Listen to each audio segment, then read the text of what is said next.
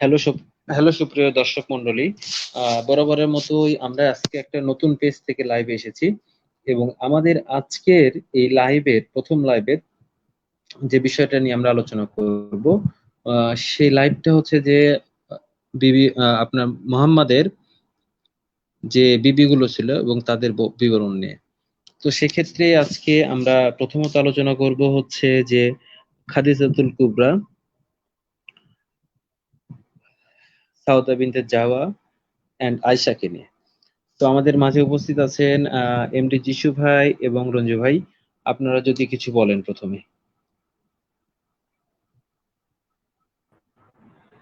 ধন্যবাদ মলিক ভাই, হ্যাঁ, আপনাকে অসংখ্য যিশু ধন্যবাদ কথা বলার জন্য, ফ্লোর দেওয়ার জন্য। আমি হচ্ছি এমডি যিশু। বরাবরের মধ্যে চলে আসলাম আরো একটি সিরিজ লাইভ নিয়ে। তো এই লাইভটা চিন্তা ভাবনা করেছি সিরিজ লাইভ করব নবী মোহাম্মদের পত্নীগণের ইতিহাস অর্থাৎ বিবিগণের ইতিহাস নিয়ে মোটামুটি ভাবে বিস্তারিত যতটুকু তথ্যপত্রের উপর ভিত্তি করে বলা যায় এবং বিভিন্ন একাধিক সিরাত থেকে যতগুলো তথ্য কালেকশন করা যায় তার উপর ভিত্তি করে আলোচনা করব। তো দর্শক মন্ডলী আপনারা যারা আছেন সাথে থাকবেন, আজকের আলোচনাটা অবশ্যই অবশ্যই ইন্টারেস্টিং হতে চলেছে। রঞ্জু ভাই আমাদের শেষে আলোচনা করুক, এটাই বেটার হবে। আমরা সরাসরি দেরি না করে আলোচনায় ঢুকে যাই। একটু একটু একটু সেটা হচ্ছে আমরা রঞ্জু ভাইয়ের সাথে একটু পরিচিত হয়ে নিই যিশু ভাই। সেটা হচ্ছে রঞ্জু ভাই, আপনি কেমন আছেন, আর কি বিষয়ে কথা বলবেন, এগুলো হালকা একটু পরিচিতি দিয়ে তারপর আমরা এমডি যিশু ভাইয়ের কাছে চলে যাব। আচ্ছা, আমার নাম রঞ্জু খান, আমি ভালো আছি। এই তো আমি একজন অ্যাথিয়েস্ট, আর এখানে আসছি আপনাদের সাথে আসলে শুনতে, আমি বলতে আসিনি, যেহেতু এইসব থিওলজির ব্যাপারে আমার খুব একটা ভালো পড়াশোনা নাই, সো আমি শুনে যাব, আর কোনো প্রশ্ন থাকলে আমি প্রশ্নগুলো করব। এইটার জন্য আসছি। ঠিক আছে, ধন্যবাদ সবাইকে। অনেক ধন্যবাদ রঞ্জু ভাই আপনার ওপেন স্টেটমেন্ট দেওয়ার জন্য। তো আমরা দেরি না করে সরাসরি চলে যাব যিশু ভাইয়ের কাছে। যিশু ভাই, আপনি যদি কাইন্ডলি আপনার বক্তব্য শুরুতেই, আমরা আশা করছিলাম যে আপনি খাদিজাতুল কুবরাকে নিয়েই মনে হয় শুরু করবেন, সেক্ষেত্রে আপনার বক্তব্যগুলো যদি আমাদের সামনে তুলে ধরেন এবং রেফারেন্স সহ দেন, সেক্ষেত্রে আমরা যারা শুনছি এবং আমাদের যারা দর্শক আছে তাদের অনেক উপকার হবে। সো আমার মনে হচ্ছে যে আপনি এখন মূল আলোচনায় যেতে পারেন। ধন্যবাদ। ধন্যবাদ মলিক মোহাম্মদ ভাইকে দ্বিতীয়বারের জন্য ফ্লোর দেওয়ার জন্য। আজকের আলোচনার যে বিষয়বস্তু সেটা হচ্ছে নবী মোহাম্মদের বিবিগণের ইতিহাস। তো বিবিগণের ইতিহাস বলতে গেলে সর্বপ্রথম যে বিবিটার কথা আসছে সেটা হচ্ছে যে খাদিজাতুল কুবরা, অর্থাৎ নবী মোহাম্মদ নবী মোহাম্মদের প্রথম যে বিবাহটি করেন সেটা হচ্ছে খাদিজাতুল কুবরা। তিনি নবী মোহাম্মদের থেকে বয়সে অনেক বড় ছিলেন এবং তাকে কিভাবে বিয়ে করা হয়েছে এবং তাকে কত বছর বয়সে বিয়ে করা হয়েছে, তার কতগুলো সন্তান ছিল এবং কিভাবে বা কোন পর্যায়ে তাকে বিয়ে করা হয়েছে বিস্তারিত বর্ণনা আমরা বিভিন্ন একাধিক সিরাত থেকে দেখানোর চেষ্টা করব। দর্শক যারা আছে তাদের সবাইকে দেখানোর চেষ্টা করব। তো সরাসরি আমরা স্ক্রিনে একটু দেখিয়ে দেখিয়ে আজকে আলোচনা করব, তাহলে ব্যাপারটা একটু সুবিধা হবে পাবলিকের জন্য। আমি মোটামুটি ভাবে চেষ্টা করব স্ক্রিনে আপনাদেরকে এই বিষয়গুলো একটু দেখানোর জন্য, তাহলে আমাদের সবার জন্য একটু সুবিধা হয়।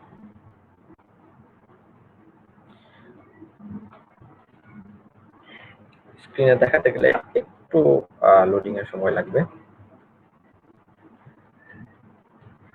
হ্যাঁ, আমরা সরাসরি ইবনে হিশাম থেকে শুরু করি। এটা হচ্ছে ইবনে হিশাম, সিরাতে ইবনে হিশাম। তো আমরা একাধিক সিরাত থেকে দেখব, মোটামুটি নির্ভরযোগ্য সিরাত থেকে দেখব খাদিজাকে কিভাবে বিয়ে করা হয়েছিল। তো এখানে বলা হচ্ছে যে খাদিজা বিনতে খুয়াইলিদ ছিলেন তৎকালীন আরবের একজন সম্ভ্রান্ত এবং ধনাঢ্য ব্যবসায়ী মহিলা। খুবই চমৎকার একটি কথা।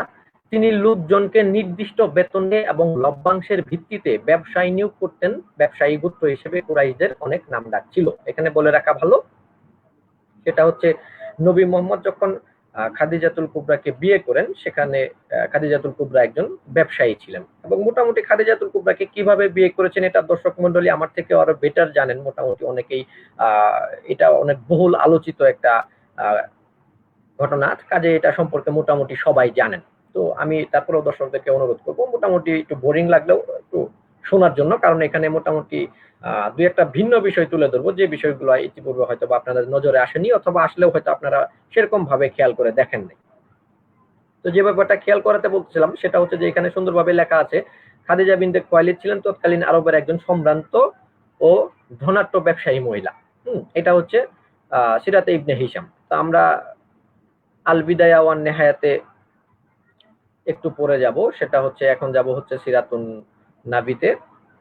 এখানেও একই ধরনের কথা বলা আছে। রাসূলুল্লাহ সাল্লাল্লাহু আলাইহি ওয়াসাল্লাম খাদিজার এই প্রস্তাব স্বীয় চাচাদেরকে জানালেন, অর্থাৎ খাদিজা যখন তার বিয়ের প্রস্তাব হিসেবে নবীকে প্রস্তাব দিলেন, তখন নবী মুহাম্মদ সেই প্রস্তাবটা চাচাদেরকে জানালেন। চাচা হামজা রাসূলুল্লাহ সাল্লাল্লাহু আলাইহি ওয়াসাল্লামকে সাথে নিয়ে তৎক্ষণাৎ খাদিজার পিতা খুয়াইলিদের কাছে চলে গেলেন।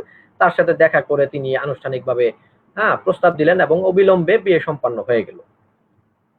একই ধরনের ঘটনা ইবনে হিশামেও বর্ণনা করা আছে, একই ধরনের ঘটনা রাহিতুল মাকতুমেও বলা আছে। তো এখানেও সবথেকে মজার যে ব্যাপারটা সেটা হচ্ছে যে আমি আপনাদেরকে দেখাতে যাচ্ছি, সেটা হচ্ছে যে সিরাতে বিশ্বকোষ। আচ্ছা, এটা হচ্ছে সিরাতে বিশ্বকোষ। এটাও একটা নির্ভরযোগ্য সিরাত এবং এখানে মোটামুটি প্রায় প্রত্যেকটা ঘটনা বৃহৎ ভাবে বর্ণনা করা আছে। মোটামুটি এই জন্য আমার পড়তে অনেক মজা লাগছিল। আপনারা যারা পড়েন নাই সিরাতে বিশ্বকোষ আপনারা তারা ডাউনলোড করে নিয়ে পড়তে পারেন। এখানে দেখেন চমৎকার ভাবে বলা আছে হযরত খাদিজা বিনতে খুয়াইলিদ ছিলেন তৎকালীন আরবের একজন সম্ভ্রান্ত এবং ধনাঢ্য ব্যবসায়ী মহিলা। খুবই ভালো কথা। সেই যুগে আরবে নারীদের অধিকার বলতে কিছুই ছিল না। মানে আপনারা চমকে যাবেন না, হয়তো আপনাদের কথাটা মাথার উপর দিয়ে গেছে, আমি আরেকটু বোঝানোর স্বার্থে বলতেছি। খুব সুন্দরভাবে উপরের লাইনটিতে বলা আছে হযরত খাদিজা বিনতে খুয়াইলিদ ছিলেন তৎকালীন আরবের একজন সম্ভ্রান্ত এবং ধনাঢ্য ব্যবসায়ী মহিলা। সম্ভ্রান্ত ও ধনাঢ্য ব্যবসায়ী মহিলা। আবার পরের লাইনেই বলতেছে সেই যুগে আরবের নারীদের অধিকার বলতে কিছুই ছিল না। এবার নিশ্চয়ই আপনাদের ব্যাপারটা খুব মাথায় পরিষ্কার ভাবে ঢুকে গেছে, কারণ এখানে মানে একটা লাইন পরেই কিভাবে সাংঘর্ষিক একটা শব্দ লিখে ফেললেন, যেখানে নিজেই সাক্ষ্য দিচ্ছেন, এই সিরাত লেখক নিজেই সাক্ষ্য দিচ্ছেন একজন সম্ভ্রান্ত এবং ধনাঢ্য ব্যবসায়ী মহিলা ছিলেন, এবং সেই সাথে তিনি নিজেই বলতেছেন সেই যুগে আরবের নারীদের অধিকার বলতে কিছুই ছিল না। বেশ ভালো কথা। পদে পদে নারীরা চরম অবমাননা ও লাঞ্ছনার শিকার হইত। খুবই চমৎকার কথা। সেই সময় এই সতী সাদী মহিলা স্বীয় পবিত্রতা এবং বংশমর্যাদা রক্ষা করিয়া অতি সম্মানের সহিত জীবন যাপন করিতেন।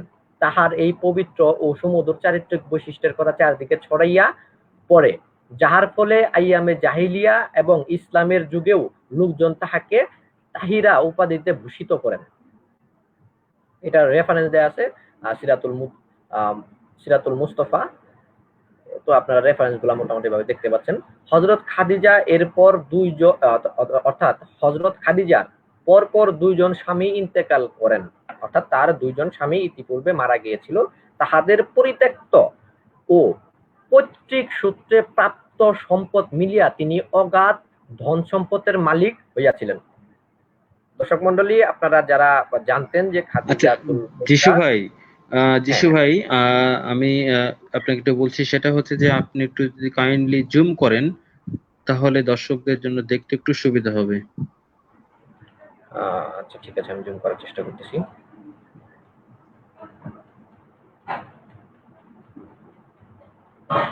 আচ্ছা হ্যাঁ, এখন দেখা যাচ্ছে তো, তাই না? Is that okay? যদি আপনারা দর্শকরা যারা আছেন তারা যদি একটু ওকে লেখেন তাহলে সেক্ষেত্রে আমাদের একটু সুবিধা হবে যে আসলে আপনারা দেখতে পাচ্ছেন কিনা। হ্যাঁ, এটা যথেষ্ট পরিমাণ জুম হয়েছে আমি মনে করি। আচ্ছা, তো আমি যে কথাটা বলছিলাম সেটা হচ্ছে খাদিজার পরপর দুইজন স্বামী ইন্তেকাল করেন। তাহাদের পরিত্যক্ত এবং পৈতৃক সূত্রে প্রাপ্ত সম্পদ মিলিয়া তিনি অগাধ ধন সম্পদের মালিক হইয়াছিলেন। মানে আপনারা যদি মনে করে থাকেন শুধু খাদিজা ব্যবসা করেই প্রচুর ধন সম্পদের মালিক হয়েছিলেন, তাহলে ব্যাপারটা ভুল হবে। তার যে পরপর দুইটা স্বামী মারা গিয়েছিল, তাহাদের পরিত্যক্ত এবং পৈতৃক সূত্রে প্রাপ্ত সম্পদ দুইটা মিলাইয়া তিনি অগাধ ধন সম্পদের মালিক হইয়াছিলেন, এবং এই জন্যই বেশ তার নাম ডাক ছিলেন। এবং সব থেকে মজার কথা হচ্ছে এই ধন সম্পদ তিনি দরিদ্র ও অসহায়গণকে দান করিতেন। এই লাইনটা আমি আপনাদেরকে আরো একবার শোনার জন্য অনুরোধ করবো। আমি আরো একবার পড়ছি, সেটা হচ্ছে এই ধন সম্পদ অর্থাৎ এই অগাধ ধন সম্পদ তিনি দরিদ্র এবং অসহায়গণকে দান করিতেন এবং মানুষের কল্যাণে ব্যয় করিতেন। তাহলে এখান থেকে আমরা জানতে পারলাম তিনি এই অগাধ ধন সম্পদ অসহায়দের ভিতরে দান করতেন। এখন এই অসহায়গুলা অ্যাকচুয়ালি কারা? আমরা এই অসহায়গুলারে যদি একটু দেখতাম, অ্যাকচুয়ালি তিনি কিভাবে এই সম্পত্তিগুলো দান করতেন, কারে কারে দান একটু করতেন, কোন কোন একটু অসহায়দেরকে দান করতেন। এই পেজটা একটু হ্যাঁ হ্যাঁ জুম করবেন। হ্যাঁ হ্যাঁ অবশ্যই জুম করবো। হ্যাঁ, তো আমরা সেই অসহায় আহ অনাথদেরকে আমরা যদি একটু দেখে আসি। হ্যাঁ, অসহায়দেরকে আমরা একটু দেখার চেষ্টা করতেছি। আচ্ছা, হ্যাঁ, এইখানে দেখেন আয়েশা সূত্রে বর্ণিত, এটা হচ্ছে আল বিদায়া ওয়ান নেহায়া, এটা খণ্ড নাম্বার হচ্ছে ৩, হ্যাঁ, খণ্ড নাম্বার ৩, আর হচ্ছে পেজ নাম্বার হচ্ছে আপনার ১৪৩। তো এখানে আপনারা পেয়ে যাবেন। সেখানে লেখা আছে, আয়েশা সূত্রে বর্ণিত, তিনি বলেন, রাসূলুল্লাহ সাল্লাল্লাহু আলাইহি সাল্লাম যখন খাদিজার কথা আলোচনা করতেন, অর্থাৎ বিয়ের পর, অর্থাৎ খাদিজা মারা যাওয়ার পর যখন তিনি খাদিজার কথা আলোচনা করতেন, তখন তার প্রশংসায় পঞ্চমুখ হইয়া উঠতেন। আয়েশা বলেন, একদিন আমি ঈর্ষান্বিত হয়ে উঠলাম। এটা স্বাভাবিক, একজন বউয়ের সামনে আরেকজন বউয়ের প্রশংসা করলে স্বাভাবিক একটা বউ রাগ করবে, ঈর্ষান্বিত হবে, এটাই স্বাভাবিক। তো আয়েশাও তদ্রুপ ঈর্ষান্বিত হয়ে গেছিল। সে আয়েশা বলতেছে, একদিন আমি ঈর্ষান্বিত হয়ে উঠলাম এবং বললাম, আপনার কি হলো যে আপনি ব্যাপকভাবে রক্তিম চোয়াল বিশিষ্ট ওই মহিলার কথা আলোচনা করছেন? চমৎকার একটি আচরণ আয়েশার, আম্মা আয়েশার চমৎকার একটি মানে এটা কি বলে, সম্বোধন করার ক্ষেত্রে, অর্থাৎ তার যে আহ, তার স্বামীর যে বড় বউ ছিল তাকে তিনি আলোচনা করছেন ওই মহিলার কথা, খুব সম্মানের সহিত বলতেছেন ওই মহিলার কথা আলোচনা করছেন।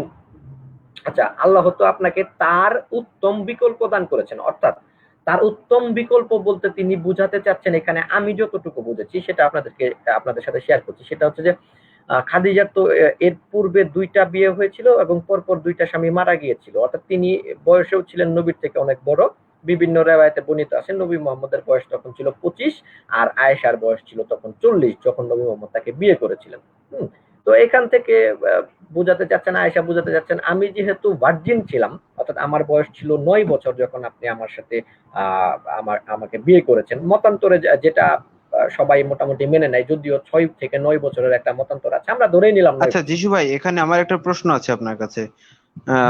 আমি কোথাও যেন একটা দেখেছিলাম, বা কোনো একটা ওয়াজ কি নাকি কোনো একটা জায়গায় দেখেছিলাম হয়তো, যে ওই যে যে খাদিজার আপনি বয়স কম ছিল না, খাদিজার কম ছিল না। বয়স ৪০ না ২৭ এরকমটা একবার দেখেছিলাম। না এই না না না বিষয়ে না আপনি কি বলবেন?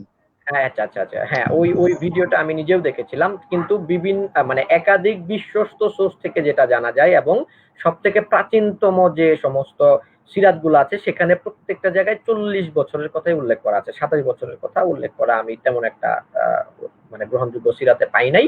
তো যেহেতু সব থেকে অধিক গ্রহণযোগ্য এবং সব থেকে বেশি সিরাত লেখকরা ৪০কে প্রাধান্য দিচ্ছে, সেক্ষেত্রে ইসলামী ইতিহাসবিদরাও ৪০কে প্রাধান্য দেয়। এটা আপনার দুই একজন মাঝাবগত কিছু সমস্যা আছে, এক্ষেত্রে ভিন্ন মাঝাবের কিছু লোক এই ২৭ বলে থাকে, এটা ঠিক আছে।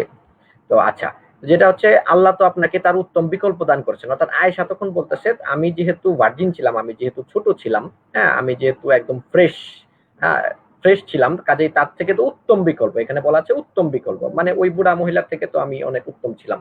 তো এই কাজেই আমার সামনে তার এত খুশ গল্প বা তার এত প্রশংসা করার কি দরকার, আক্ষেপ প্রকাশ করতেছেন এই জায়গায় আয়েশা। উত্তরে রাসূল পাক সাল্লাল্লাহু আলাইহি সাল্লাম বললেন, আল্লাহ তাআলা আমাকে তার উত্তম বিকল্প দেন নাই।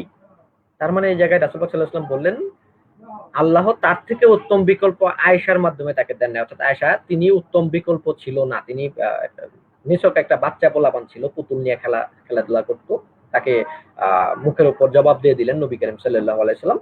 হ্যাঁ, এবং নবী করিম সাল্লাল্লাহু আলাইহি সাল্লাম বলতেছেন, আরো বলতেছেন খাদিজা সম্পর্কে, সে তো এমন এক মহিলা ছিল, সবাই যখন আমাকে প্রত্যাখ্যান করেছে তখন সে আমার প্রতি ঈমান এনেছে, সবাই যখন আমাকে মিথ্যাবাদী এবং ঠাউরি দিয়েছে তখন সে আমাকে সত্যবাদী রূপে গ্রহণ করেছে। এবং সব থেকে মজার ভাই ব্যাপারটা ভাই হচ্ছে ভাই এখন, ভাই যিশু ভাই, হ্যাঁ, যিশু ভাই, এখানে একটু আমার কোশ্চেন আছে, একটু উপরে তুলেন। যেখানে বলা হচ্ছিল যে আহ, লাইনটা কই গেল? একটু উপরে তুলেছি, দুই একটা লাইন উপরে আছে, বলেন আপনি কোন কথাটা। ওই যে যেখানে বলছিল যে আয়েশা যেখানে ঈর্ষান্বিত হয়ে বললাম যে আপনার যে কি হলো একটা হ্যাঁ, রক্তিম চোয়া এই যে আলোচনা করেছেন। ঈর্ষান্বিত, হ্যাঁ আমি একদিন আমি ঈর্ষান্বিত হয়ে উঠলাম এবং বললাম আপনার কি হলো যে আপনি ব্যাপকভাবে রক্তিম চোয়াল বিশিষ্ট ওই মহিলার কথা আলোচনা করছেন। হ্যাঁ, আল্লাহ এখানে তো কি আপনাকে সমস্যা? ওই যে এই যে এখানে আল্লাহ তো এখানে যে লেখা আছে যে আল্লাহ তাআলা আমাকে তার উত্তম বিকল্প দেননি, আমাকে তার উত্তম বিকল্প দেননি। সে তো এমন এক মহিলা ছিল, সবাই আমাকে যখন প্রত্যাখ্যান করেছিল। আচ্ছা, যখন সে বলল যে আল্লাহ তাআলা আমাকে তার উত্তম বিকল্প দেননি, এখানে দুইটা একটা বিষয় থাকতে পারে। সে বিষয় দুইটা এমন দেখেন, মোহাম্মদ যেটা বলেছে যে সে প্রথম তার কথা শুনেছিল বা ইসলাম গ্রহণ করেছিল, বাট এখানে কিন্তু আরেকটা প্রসঙ্গ এসে যায়, যা তার যে ধন সম্পদ, খাদিজার যে ধন সম্পদ গুলো ছিল, সেটা কিন্তু মোহাম্মদ পরে এই আমি আমি ওই পয়েন্টটাতে মোহাম্মদই পরে আসতেছি ইউজ মলিদ ভাই, করেছে। আমি ওই জি ভাই। পয়েন্টটায় আসতেছি এবং প্রমাণ সহকারে আসতেছি। হ্যাঁ, হ্যাঁ, উত্তরে দেখেন, আপনারা জাস্ট কথাটা শুনেন। উত্তরে রাসূল পাক সাল্লাল্লাহু আলাইহি ওয়াসাল্লাম বললেন যে আল্লাহ তাআলা আমাকে তার উত্তম বিকল্প দেন নাই। অর্থাৎ আয়েশাকে নবী মুহাম্মদ বলে দিচ্ছেন যে তোমার থেকে উত্তম মানে খাদিজার থেকে উত্তম বিকল্প তোমার মাধ্যমে আল্লাহ তাআলা আমাকে দেন নাই। কেন দেন নাই? এই ব্যাপারটাই আমি আসতেছি। নবী করিম সাল্লাল্লাহু আলাইহি ওয়াসাল্লাম বলতেছেন খাদিজাকে নিয়ে, সে তো এমন এক মহিলা ছিল যখন সবাই আমাকে প্রত্যাখ্যান করেছে তখন সে আমার প্রতি ঈমান এনেছে। সবাই যখন আমাকে মিথ্যাবাদী ঠাউরিয়েছে তখন সে আমাকে সত্যবাদী রূপে গ্রহণ করেছে। এবং সব থেকে মজার ব্যাপারটা যেটা মুহিত ভাই এই মুহূর্তে আমাকে থামিয়ে দিয়ে বললেন সেটা হচ্ছে, মানুষ যখন আমাকে কেবল বঞ্চনা দিয়েছে তখন সে আপন ধন সম্পদ দিয়ে আমার সহযোগিতা করেছে। এ হুই এইটাই না বাত। হচ্ছে পয়েন্ট, এটা হচ্ছে মেইন পয়েন্ট। ঠিক আছে, আমরা ইতিপূর্বে যে যে এক্স্যাক্টলি। সিরাতের মাধ্যমে যে ব্যাপারটা জানতে পারলাম যে তিনি প্রচুর পরিমাণ ধন সম্পদ এতিমদের মাধ্যমে দান করেছেন এবং মানুষের কল্যাণের জন্য ব্যয় করেছেন।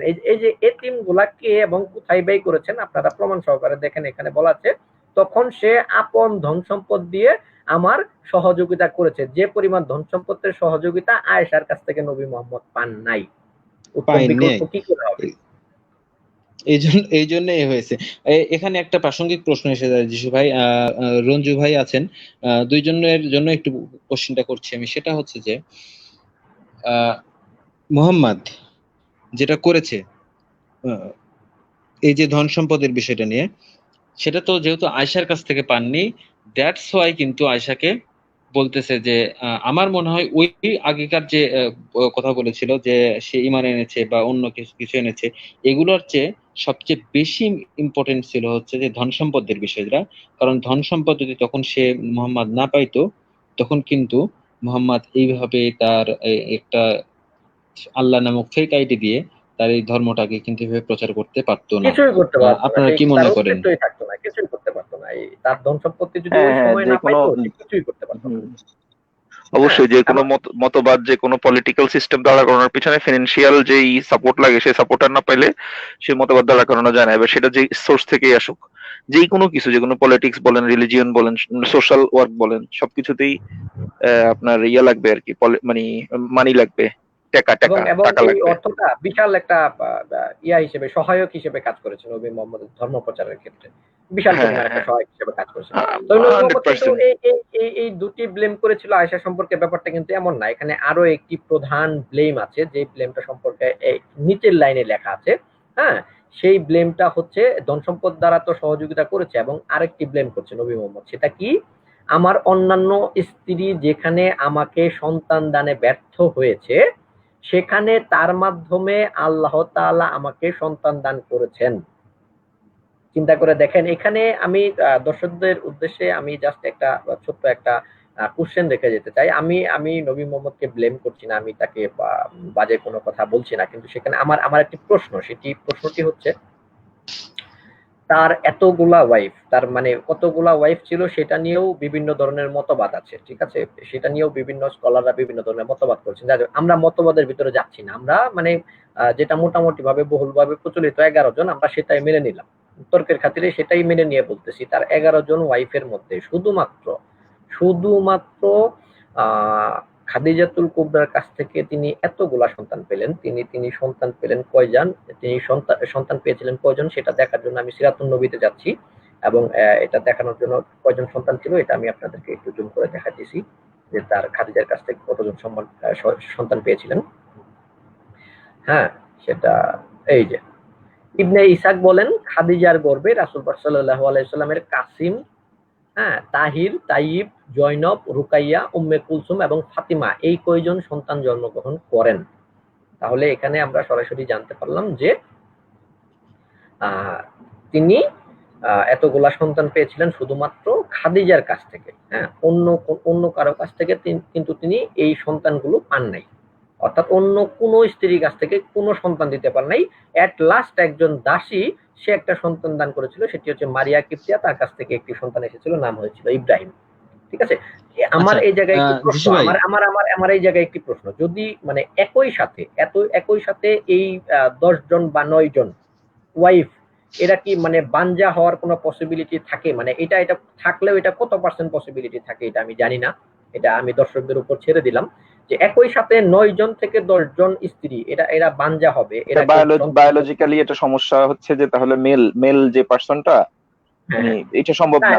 এখানে আরো একটু সমস্যা আছে, সেটা হচ্ছে যে না, অনেকেই বলবেন যে নবী মোহাম্মদ যাদেরকে বিয়ে করেছিলেন তারা অনেকেই তার থেকেও বয়সে বড় ছিল। হ্যাঁ, সেটা বড় ছিল কয়জন, তারা সবাই তো আর বড় ছিল না। তারা নবী মোহাম্মদের একজনই বড় কাছাকাছি ছিল, বয়সের অনেকেই ছিলেন। শুধুমাত্র না, না, না, একজনই বড় ছিল। না, অনেকেই মোটামুটি ভালো বয়সে নবী মোহাম্মদ অনেককেই বিয়ে করেছিলেন। যেমন সাউদাকে যখন বিয়ে করেছিলেন তখন অনেক রেওয়ায়েতে বর্ণনা করা আছেন তার বয়স ছিলেন 50, প্রায় নবীজির বয়স তখন 50-এর কাছাকাছি আর কি। যাই হোক, এরকম মোটামুটি অনেক বয়সে বা বুড়া বয়সেও অনেককে তিনি বিয়ে করেছেন, কিন্তু বাদ বাকি যে সমস্ত জোয়ান বউগুলা ছিল তারা কি একজনও সন্তান জন্মগ্রহণ করাইতে মানে সন্তান জন্ম দিতে পারতো না? তারা সবাই কি মানে এরা সবাই কি বানজা হবে, এটার পসিবিলিটি কতটুকু থাকে?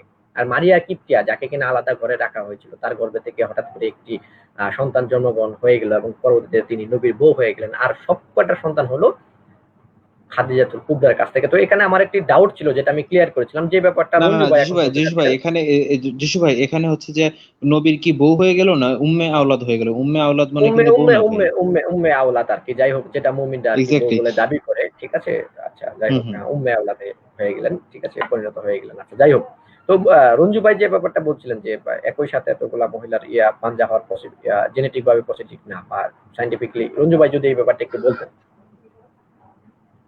না, এইটা তো মানে মনে করতেন যে এটা তো কমন সেন্সের ব্যাপার, যে এটা তো সম্ভব না, তাই না? মানে আপনি যদি মনে করেন যে আপনার সারা শরীরে ব্যথা, এখন আপনি না, সারা শরীরে আমরা আঙ্গুলের আগায় ব্যথা, এখন আপনি আঙ্গুলের সে আগা দিয়ে সারা শরীর টিপতেছেন, বলতেছেন উফ ব্যথা, উফ ব্যথা, এমন করতেছেন ফর এক্সাম্পল। রঞ্জু ভাই, আমি এক সেকেন্ড দুঃখিত, আমি আপনাকে আরেকটু সহজ করে দিচ্ছি একটা ইনফরমেশন দিয়ে। আচ্ছা, বলেন সেটা হচ্ছে যে মানে বিভিন্ন সিরাতে উল্লেখ করা আছে যে নবী মোহাম্মদ তার ওয়াইফদেরকে নিয়ে যখন রাতে থাকতেন তখন মানে একদিন পর পর তিনি মানে একটা করে ওয়াইফ চেঞ্জ করে এইভাবে তিনি থাকতেন, মানে একজন স্ত্রীর জন্য একদিন করে আচ্ছা রাত আচ্ছা। বরাদ্দ থাকতো। ঠিক আছে, তার মানে বোঝা গেল যে প্রতি রাতে তিনি কোনো না কোনো ওয়াইফের সাথে রাতে থাকতেন। ঠিক আছে, তো হুম এখানে তো হুম ব্যাপারটা হুম এমন না যে তিনি মাসের পর মাস থাকছেন না, ব্যাপারটা কিন্তু এরকম না, তিনি কিন্তু হুম। কন্টিনিউয়াসলি থাকতেছেন কারো না কারোর সাথে। না, এখানে কথা এইবার আছে, আপনি বলেন। এখানে কথা আছে, যদি ওনার মানে একটা বাচ্চা হয়ে থাকে, এখন প্রশ্ন হচ্ছে যে যদি একটা বাচ্চা হয়ে থাকে ওনার, মানে আমরা জানি মারিয়া কিপ্তের একটা বাচ্চা হয়েছিল ইব্রাহিম নামে, এখন প্রশ্ন হচ্ছে তাহলে আমার মানে ইদার হইতে পারে সেইটা, মানে মানে আমাদের হিস্ট্রিতে হয়তো বা কিছুটা মিসিং আছে, টোটাল যে হিস্ট্রিটা সেটাতে কিছুটা মিসিং আছে, যে আমরা এক্স্যাক্টলি জানি না যে এটা কার বাচ্চা বা কি, অথবা মানে হ্যাঁ, আপনাদের সেকেন্ড। এটা নিয়ে একটা কনফ্লিক্টও আছে, এটা নিয়ে আচ্ছা, একটা আপনাদের কনফ্লিক্টও আছে সেকেন্ড মেবি আমার জানা মতে। যিশু ভাই রঞ্জু ভাইকে হয়তো শেষ জানতে করতে পারবে দেন, যে মানে। রঞ্জু ভাইকে হুম শেষ হুম। করতে দিই, রঞ্জু তারপরে ভাই বলি শিওর। আমরা। হ্যাঁ, অথবা আপনাদের সেকেন্ড অ্যাজাম্পশনটা সত্য কথা, যে হইতে পারে যে অন্যান্য যত ওয়াইফ গুলো ছিল সেগুলো ছিল বৃদ্ধা, সে কারণে হইতে পারে তারা কনসিভ করতে পারে নাই, বাচ্চা হইতে পারেনি। আর থার্ডটা হইতে পারে আহ, মানে এরকম হইতে পারে যে মানে কোনোভাবে হয়তোবা একবার সে ফার্টাইল হয়েছিল, মানে একবার বাচ্চা হয়েছিল, সম্ভব, এটা পসিবল, সামহাও এটা পসিবল, অতিরিক্ত ফার্টাইল ওমেন হয়তো বা থাকতে পারে, সে কারণে হইতে পারে। তো বোথ মানে ইন দ্যাট কেস আমরা মানে জেনারেল একটা মানে যে জিনিসটা, সেইটাতে বোঝা যায় যে সে আসলে তার সমস্যা ছিল, জেনারেল সমস্যাতে বোঝা যায় যে, আবার ওই দিক দিয়ে মানে মানে ব্যাপার হচ্ছে মানে আমি বলবো যে মানে যেহেতু ফাতেমাও ছিল, এইটার ব্যাপারগুলোও একটু মানে খুবই কনফিউজড, ঠিক আছে, এগুলো বলা ঠিক হবে না হ্যাঁ, এইভাবে, যেহেতু আমরা রঞ্জু ভাই, এখানে যদি অনেকেই বলতে চায় বা কেউ যদি দাবি করে যে বা হয়তোবা 40 বছর পার হয়ে গেলে হয়তোবা সন্তান দানে অনেকেই অক্ষম থাকে, অনেকেই বা সন্তান জন্ম দিতে পারে না, সেক্ষেত্রে কিন্তু আমরা একটু দেখি, যেহেতু আহ খাদিজাতুল কুবরাকে 40 বছর বয়সে তিনি বিয়ে করেছিলেন এবং পরবর্তীতে তার সন্তানগুলা দেখেন কাসেম, তাহির, তাইব, জয়নব, রুকাইয়া, উম্মে কুলসুম এবং ফাতিমা। তিনি কিন্তু এতগুলা সন্তান কিন্তু 40 বছরের পরেই কিন্তু জন্ম দিয়েছিলেন। ঠিক আছে, সো এইটা নিয়ে যদি কেউ বলতে চান তাহলে আপনাদের বলার মুখটা আগে থেকে বন্ধ করে দিলাম মোটামুটি। তার মানে এখান থেকে যে বিষয়টা ক্লিয়ার হয়ে গেল সেটা হচ্ছে যে বয়স হয়ে গেলেও তারা এতগুলা সন্তান জন্ম দিতে পারে, এটা পসিবল। হ্যাঁ, এটা আনপসিবল না, ইম্পসিবল বলতে কোনো কিছু না। ঠিক আছে, তো সেক্ষেত্রে ইয়া ভাই, মুলিদ ভাই যে ব্যাপারটা বলতে যাচ্ছিলেন তেনার কোশ্চেনটা একটু শুনি। মুলিদ ভাই যদি আপনি বলেন কি যেন একটা বলতে যাচ্ছিলেন যখন থামিয়ে দিলাম আপনাকে। মুলিদ ভাই আমার কথা কি শুনতে পাচ্ছেন? হ্যালো রঞ্জু ভাই, আমার কথা কি শোনা যাচ্ছে? হ্যাঁ হ্যাঁ, আপনার কথা শোনা যাচ্ছে, আমি শুনছি তো, আমি ক্লিয়ারলি শুনছি। আচ্ছা আচ্ছা আচ্ছা, হয়তো বা মুলিদ ভাই কি। হ্যাঁ ভাই, শুনতে পাচ্ছি। Hello hello hello, extremely extremely sorry for that. আচ্ছা, আমি যেটা বলতে চাচ্ছিলাম যে এই যে আপনার মারিয়া কিপ্তিয়ার যে সন্তান, এটা নিয়ে কি কোনো কনফ্লিক্ট আছে এমন যে এটা কি মোহাম্মদের সন্তান না অন্য কোনো সন্তান, এরকম কোনো কি কনফ্লিক্ট পাওয়া যায় সিরাত টিরাত বা অন্য কোনো ইতিহাস গ্রন্থে এরকম কোনো কিছু পাওয়া যায় কি যিশু ভাই? না না, এটা নিয়ে কেউ সরাসরি ভাবে ভাই, এটা আপনার মাথা খারাপ হয়ে গেছে। এটা নবী মোহাম্মদের যে সকল সাহাবা কারাম ছিলেন, তাবেইন ছিলেন, হ্যাঁ, তাবেইন এবং তাবেইন যারা ছিলেন, মানে এই যে তিন পুরুষের কাল, হ্যাঁ, এবং মানে এখন পর্যন্ত এটা নবী মোহাম্মদের কোন উম্মতের কাছে যায় এই ধরনের মানে প্রশ্ন কেউ করতে পারবে? আপনার কি মনে হয় যে তাদের সামনে এই ধরনের কেউ প্রশ্ন করলে সেই লোকটা জিন্দা থাকবে? এটা তো কোনোভাবে পসিবল না যে কেউ একজন। আর তখনকার যুগে তো এরকম সিস্টেম ছিল না যে অনলাইনে ঘরে বসে আমাদের মতো করে এই ধরনের কোশ্চেন কেউ করতে পারবে যে এটা কিভাবে আসলো বা এটা কিভাবে পসিবল। ঠিক আছে, এই আচ্ছা ধরনের আচ্ছা, কিছু নাই। ঠিক আছে তো যিশু ভাই, এটা তাহলে এটা আমরা মানে একদম সামনের দিকে আগাই।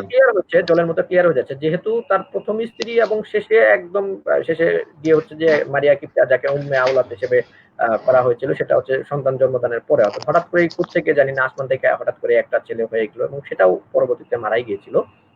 আচ্ছা, যাই হোক, তো আমাদের ব্যাপারটা সেটা না। ব্যাপারটা হচ্ছে যে আমরা যে দিকে আগাচ্ছিলাম সেটা হচ্ছে যে আহ খাদিজাতুল কুবরা প্রচুর ধনী ছিলেন, প্রচুর ধনী একজন মহিলা ছিলেন এবং সে তার ধন সম্পত্তি গুলা কি করতেন, বিভিন্ন কাজে খরচ করতেন, বিভিন্ন গরিব অসহায়দেরকে দিতেন এবং খরচ করতেন, তাদের ভিতরে খরচ করতেন। তো আমরা সেই খরচ কাদেরকে করতেন, কোন সেই এতিম মিসকিন গুলা ছিল এবং কাদের পিছনে খরচ করেছেন, মোটামুটি ভাবে আমি আপনাদের মাধ্যমে প্রমাণ করার চেষ্টা করেছি। ঠিক আছে, তো এখন আমরা আরেকটু দেখবো যে বাকি ব্যাপারগুলো কি বলা আছে।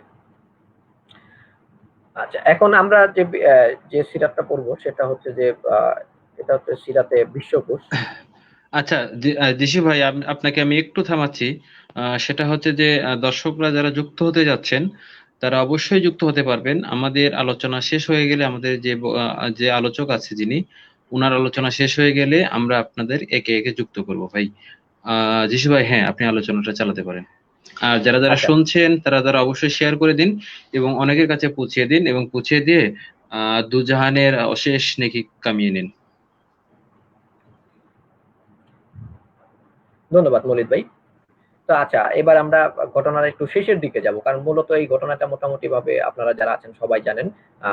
নবী মোহাম্মদ কিভাবে ইয়াকে বিয়ে করেছিলেন, পরবর্তীতে খাদিজাকে বিয়ে করেছিলেন এবং খাদিজাকে তার ব্যবসার কাজে বিভিন্ন জায়গায় সিরিয়া পাঠাইছিলেন। সিরিয়া থেকে আসার পরে তিনি প্রস্তাব দিলেন এবং প্রস্তাবের পরে তিনি মোটামুটি ভাবে বিয়ে করলেন। তো আমরা এখন একটু দেখবো সেটা হচ্ছে যে খাদিজার যে একজন ভাই ছিলেন, তার নাম হচ্ছে, আমি সিরাতটা একটু বের করে নেই সরাসরি।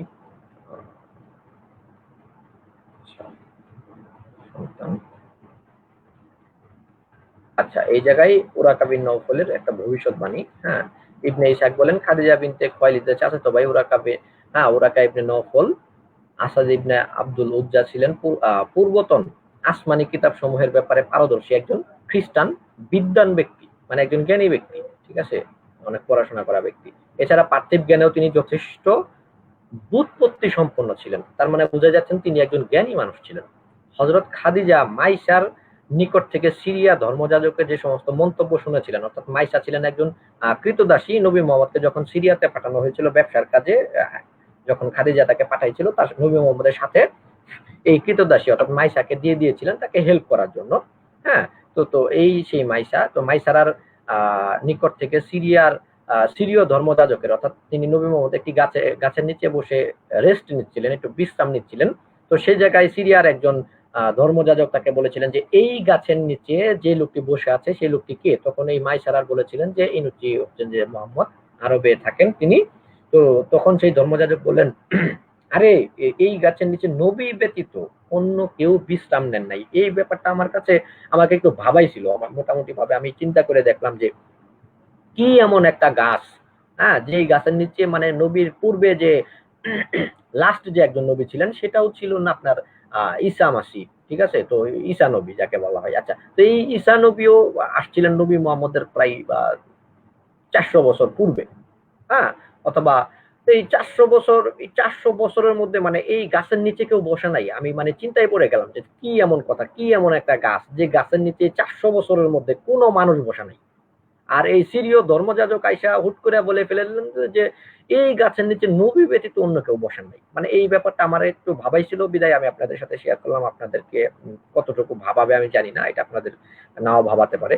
তো সিরীয় ধর্মযাজকের যে মন্তব্যটা শুনেছিলেন এবং মাইসারা নিজ চোখে দুজন ফেরেশতা কর্তৃক নবী মোহাম্মদ সাল্লাল্লাহু আলাইহি ওয়াসাল্লামকে ছায়াদানের যে দৃশ্য অবলোকন করেছিলেন, অর্থাৎ নবী মোহাম্মদ যখন হেঁটে হেঁটে আসতেছিলেন তখন ওই আসমান থেকে কিছু ওই বরফের টুকরা বা মেঘ নিয়ে, হ্যাঁ, তাকে ছায়া দিছিলেন, তাকে মানে তার পথে পথে হাঁটছেন। তো এই ব্যাপারটা তো মোটামুটি ভাবে লক্ষণীয় যে আমরা এই যে যখন আকাশে যখন মেঘ ঘুরে বেড়ায় তখন রাস্তা দিয়ে হেঁটে গেলে স্বাভাবিক মেঘের একটা ছায়া পড়েই থাকে। তো এইটার ক্ষেত্রে অলৌকিক মানে এখানে অলৌকিকত্বটা কি আমি ঠিক এখন পর্যন্ত বুঝতে পারি নাই। তো যাই হোক, আমরা ধরে নিলাম যে দুইটা মেঘ নবী মোহাম্মদ যত দূর হাইটে আসছেন 4-5 মাইল বা 20 মাইল বা 25 মাইল বা 200 মাইল, ঠিক আছে? তো এখানে ততক্ষণ এখানে পর্যন্ত যিশু ভাই, এখানে হ্যাঁ, যিশু ভাই হয়েছে কি যে নবী মোহাম্মদ তো একটা কাল্ট সৃষ্টি করে ফেলেছিল, বুঝছেন? এই জন্য নবী মোহাম্মদের আশেপাশে যারা ছিল, আমার মনে হয় তারা কিছু একটা দেখলেই, যেমন এই যে আপনি একটু আগে বললেন যে মেঘ, তো ভাই আমরা যখন হেঁটে যাই এমন হয় যে আমাদের সামনে দিয়েও মেঘটা হেঁটে যাচ্ছে, বাট আমাদের সামনে না, তো আমাদের উপরে মেঘটা আছে, যার জন্য আমাকে রোদটা লাগতেছে না। এই দৃশ্যটাই তারাও দেখেছে, দেখে মনে করেছে যে বাপরে বাপ, আমার কত বড় নবী, সেখানে একটা মেঘ তারে ছায়া দেয়। আরে ভাই, এটা তো সব সময় হয়, কারো না কারোর সাথে তো ঘটে এটা। তার মানে তো না যেটা অলৌকিক বা সুপার ন্যাচারাল কোনো কিছুর একটা জন্য এটা ঘটেছে নাকি? আপনাদের বা যিশু ভাই বা আপনাদের কি মনে হয়, দর্শক যারা শুনছেন, একটু যদি কনটেক্সট লেখেন তাহলে আমাদের জন্য সুবিধা হয়। হ্যাঁ, এই ব্যাপারটাই আমি তাদেরকে বলতেছিলাম, ঠিক আছে? এই ব্যাপারটাই আমি তাদেরকে বলতেছিলাম। আচ্ছা, পরবর্তীতে দেখেন, আমি একটু জুম করে নিই, সেটা হচ্ছে দর্শক একটু ভালোভাবে বুঝে আছে। হ্যাঁ, আচ্ছা, তাহলে এখানে হ্যাঁ দুজন ফেরেশতা কর্তৃক নবী মুহাম্মদ সাল্লাল্লাহু আলাইহি ওয়াসাল্লাম দৃশ্যমান অবলোকন করেছিলেন। তখন তিনি উরাকা বিন নওফলকে সবিস্তারে জানালেন। অর্থাৎ কে জানাইলো? মাইসারা জানালো। আচ্ছা, উরাকা বললেন, খাদিজা, এইসব ঘটনা যদি সত্যি ঘটে থাকে তাহলে নিশ্চিতভাবে জেনে রাখো যে মোহাম্মদ এই উম্মতের নবী। আমি জানতাম তিনিই হবেন এই উম্মতের প্রতীক্ষিত নবী। এটা সে নবীরই যুগ। একথা বলে উরাকা প্রতীক্ষিত নবীর আগমন এত বিলম্বিত হওয়ায় আক্ষেপ করতে লাগলেন। মানে আপনারা এই ব্যাপারটা একটু মানে খেয়াল করে শোনেন। এ কথা বলে উরাকা প্রতীক্ষিত নবীর আগমন এত বিলম্বিত হওয়ায় আক্ষেপ করতে লাগলেন এবং বলতে লাগলেন, আর কত দেরি। তিনি আক্ষেপ প্রকাশ করে নিম্ন স্বরচিত কবিতাটি আবৃত্তি করতে লাগলেন বা করলেন। সেই ভাই কবিতাটা কি আমরা একটু একটু আমি আমি ভাই জাস্ট কবিতা ভাই, একটু একটু একটু যিশু বলবো। ভাই, আমি 2টা মিনিট আমাকে একটু বলার কবিতাটা সুযোগ শেষ দেন। করার আগে একটা প্রশ্ন আছে। হ্যাঁ, হ্যাঁ, হ্যাঁ, হ্যাঁ, কোশ্চেনটা বলেন। সেটা হচ্ছে যে কোশ্চিন না, একটা স্টেটমেন্ট এরকম। তার আগে আমি দেখছি যে একটু রঞ্জু ভাইকে যদি অ্যাড করেন, ততক্ষণ আমি প্রশ্নটা করে নিই। সেটা হচ্ছে যে একটু স্ক্রল করে উপরে ওঠান, আমি লাইনগুলো একটা আবার পড়বো। একটু নিচে, একটু নিচে, একটু আচ্ছা, ঠিক নিচে, আছে। আচ্ছা, একটু নিচে ভাই, একটু নিচে। এই যে, আমি উৎসুকের সাথে একটা জিনিস স্মরণ করে চলেছি, দীর্ঘদিন যাবৎ অনেকেই কাঁদিয়ে আসছে। ভাই এর নিচে যে ওয়ারাকা বিন নওফেল যেটা হচ্ছে করছিল, আক্ষেপ আক্ষেপ করছিল, করতেছিলেন। ওইটাটা। হ্যাঁ হ্যাঁ, আচ্ছা, ওই লাইনটা একটু দেখেন। হ্যাঁ, এই যে আক্ষেপ প্রকাশ করে নিম্নের আচ্ছা, কোনটা? তিনি এটা আক্ষেপ আক্ষেপ হয়। এই যে এই কথা বলে ওয়ারাকা বিন প্রতীক্ষিত নবীর আগমন এত বিলম্বিত হওয়ার আক্ষেপ করতে করতে বললেন, আর বলতে লাগলেন আর কত দেরি। তিনি হ্যাঁ, আক্ষেপ প্রকাশ করে নিম্নের স্বরচিত কবিতাটি আবৃত্তি করলেন। আচ্ছা যিশু ভাই, আচ্ছা আপনার এই কাছে একটা জায়গায় প্রশ্ন, সেটা হচ্ছে হ্যাঁ, হ্যাঁ, এ- হ্যাঁ, হ্যাঁ, এত বলেন। প্রতীক্ষিত একটা নবী যার জন্য সে আক্ষেপ করতেছে, এবং যে যার জন্য সে আক্ষেপের চোটে একটা কবিতা লিখে ফেললো, বাট সেই লোকটা কি ইসলাম গ্রহণ করেছিল? হ্যাঁ, এটাই হচ্ছে যে প্রধান একটি কথা, এবং এই কোশ্চেনটা আমারও। হ্যাঁ, তো এইখানে দেখেন আমি একটু কবিতাটা পড়ে নিই, তারপরে আপনার এই প্রশ্নের জবাবটা আমি আপনাকে দিতেছি। সেটা কবিতাটা হচ্ছে এরকম: আমি অত্যন্ত উৎসুকের সাথে এমন একটি জিনিসকে স্মরণ করে চলেছি যা দীর্ঘদিন যাবৎ অনেককে কাঁদিয়ে আসছে। সে জিনিসটির অনেক বিবরণের পর নতুন করে খাদিজার নতুন করে খাদিজার কাছ থেকেও বিবরণ পাওয়া গেল। ঠিক আছে, বস্তুত হে খাদিজা, আমার প্রতীক্ষা অনেক দীর্ঘ হয়েছে। আমার প্রত্যাশা মক্কার উচ্চভূমি ও নিম্নভূমির মাঝখান থেকে যেন তোমার কথার বাস্তব রূপ প্রতিভাবাত হতে দেখতে পাই। যে কথা তুমি ঈসাই ধর্মযাজকের বরাত দিয়ে জানালে, বস্তুত ধর্মযাজকের কথা হেরফের হোক তা আমি পছন্দ করি না। হ্যাঁ, তার মানে এই জায়গায় আরো বলতেছেন সে প্রতীক্ষিত ব্যাপারটি এই যে মোহাম্মদ অচিরেই আমাদের নেতা ও সর্দার হবেন এবং তার বিরুদ্ধবাদীদেরকে পরাজিত করবেন। দেশের সর্বত্র তিনি এমন আলো ছড়াবেন দেশের সর্বত্র তিনি এমন আলো ছড়াবেন যা দ্বারা সমগ্র সৃষ্টি জগৎকে তিনি উদ্ভাসিত করে দেবেন। সমস্ত সৃষ্টি জগৎকে তিনি উদ্ভাসিত করে দিবেন। তার মানে এই জায়গায় মোহাম্মদ সাল্লাল্লাহু আলাইহি সাল্লামের যে সকল গুণের কথা বলা হয়েছে, যে সকল বৈশিষ্ট্যের কথা বলা হয়েছে, তিনি এত একজন জ্ঞানী ব্যক্তি ছিলেন। হ্যাঁ, এবং এত এত ভালো কাজ তিনি করবেন। এই আক্ষেপটা করেছিলেন কে? এই আক্ষেপটা করেছিলেন ওরাকা বিন নওফেল, এবং তিনি একজন জ্ঞানী ব্যক্তি। আমরা উপরের যে সমস্ত প্রমাণ দেখলাম, আমি আগেই প্রমাণ করেছি তিনি একজন জ্ঞানী ব্যক্তি ছিলেন।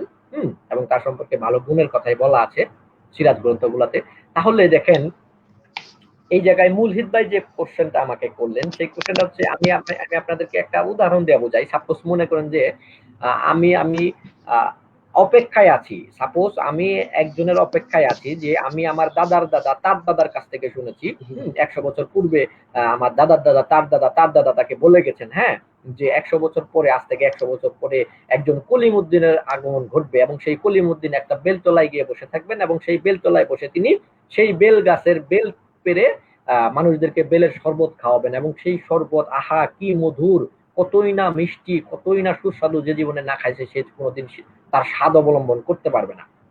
এখন আমি আমার দাদার দাদা তার দাদা তার দাদার কাছ থেকে, অর্থাৎ এই যে সিরিয়াল বংশ পরম্পরার কাছ থেকে যে শুনে আসতেছি এবং আমি এটা মনে মনে বিশ্বাস করে আসতেছি, আহা আমি নিজের কষ্ট, মানে নিজের মনের ভিতরে কষ্ট পাই, আমি আক্ষেপ করতেছি, আরে এটাই তো সেই যুগ, সেই কলিমুদ্দিনের আগমন ঘটার যুগ। সেই কলিমুদ্দিন কই, এখনো সে বেলতলায় কেন আবির্ভূত হচ্ছে না? তো হঠাৎ করে কি করলাম, মানে আমি হঠাৎ করে দেখতে পেলাম যে হ্যাঁ, সত্যি তো একজন কলিমুদ্দিন আগমন ঘটে গেল এবং সে বেলতলায় বসে সুন্দর করে বেল পেরে সবাইকে বেলের শরবত খাওয়াইতে শুরু করলো। কিন্তু মাগার এখানে মুলহিদ ভাই যে কোশ্চেনটি করেছিলেন সেই কোশ্চেনটি আমারও। আমি কিন্তু মাগার সেই বেলের শরবত খাইলাম না। এইখানে দর্শক বিন্দু আপনারা যারা আছেন, আপনাদের মাথার ভিতরে একটু ব্যাপারটা যদি খেয়াল করে ঢুকাইতেন, উরাকা বিন নওফেল তিনি কিন্তু মুসলমান হন নাই। তিনি যদি সত্যি আক্ষেপ করে থাকেন, তিনি যদি সত্যি এত কষ্ট পেয়ে থাকেন, এবং তিনি তিনি এই জায়গায় দেখেন, এই জায়গায় কত সুন্দর করে বলা হচ্ছে আর কত দেরি। এই যে দেখেন এখানে বলা আছে আর কত দেরি, তার মানে তিনি মনে মনে খুব কষ্ট পাইতেছিলেন যে আর কত দেরি, সেই যে একজন মহা নবীর আগমন ঘটবে, সেই নবী আসতে আর কত দেরি। তার মানে কি তিনি বিশাল আক্ষেপ করে আছেন, অনেক দিন তিনি অপেক্ষা করে আছেন। সেই অপেক্ষার অবসান যখন ঘটলেন, তিনি বস্তুত যখন নবী হয়ে আসলেন, সেই নবীর কাছ থেকে তিনি কিন্তু কলমা পড়ে মুসলমান হন নাই। এক্ষেত্রে দুটি বিষয় হতে পারে, এটা আমার নিজস্ব পার্সোনাল মতামত। সেটা হচ্ছে যে এই পরিমাণ আক্ষেপ উরাকা বিন নওফল জীবনে কোনোদিন করেনি নাই। আর দ্বিতীয়ত যেটা হতে পারে সেটা হচ্ছে যে যদি তিনি করেও থাকেন, যদি তিনি এই ধরনের আক্ষেপ করেও থাকেন, সেটা এত মানে এত বিশাল আকৃতির ছিল না। যদি এত, মানে তিনি যদি আক্ষেপ করেই থাকেন, তাহলে তিনি কেন নবী মোহাম্মদের কাছ থেকে কলেমা পড়ে মুসলমান হলেন না? তিনি তো অপেক্ষাই করতেছিলেন সেই নবীর দর্শন পাওয়ার জন্য, সেই নবীর আলোয় নিজেকে আলোকিত করার জন্য। মানে প্রাণী জগৎ, তিনি সকল জগৎ, হ্যাঁ, বস্তুত দেখেন এখানে সৃষ্টি জগৎ, সমগ্র সৃষ্টি জগৎকে তিনি আলোকিত করে ফেলবেন, তিনি আলো ছড়াবেন। এই জায়গায় বলা আছে তিনি আলো ছড়াবেন। তো সেই আলোয় সে নিজে কেন আলোকিত হইল না, সে নিজে কেন অন্ধকারে ডুবে থাকলো? তো এই জায়গায় স্পষ্টতই বোঝা যাচ্ছে যে উরাকা বিন নওফল হয়তো জীবনে কোনোদিন এই ধরনের আক্ষেপ করেনি নাই, অথবা যেটা হতে পারে পরবর্তীতে তা উরাকা বিন নওফলের নামে এই সমস্ত উদ্ভট কথা বা এরকম মশলা মিশায়া এরকম বিশাল শ্রুতি মধুর কইরা তার নামে চালায় দেওয়া হয়েছে। এই দুইটার একটা হওয়ার সম্ভাবনাটাই বেশি, কারণ এখানে তার আক্ষেপের সাথে পরবর্তীতে তিনি যেহেতু মুসলমান হন নাই, ব্যাপারটা কন্ট্রাডিক্ট করতেছে। তো আচ্ছা, আমি এই ব্যাপারটা মোটামুটি ভাবে আপনাদের সামনে শেয়ার করলাম। এই আচ্ছা ব্যাপারে আমি যিশু ভাই মুনির একটু ভাইয়ের ব্যাক স্টেজে দেখেন, যদি একটু ব্যাক স্টেজে দেখবেন, যদি রঞ্জু ভাই মনে হয় আমাদের ব্যাক স্টেজে আছে। আচ্ছা, আমি হ্যাঁ, রঞ্জু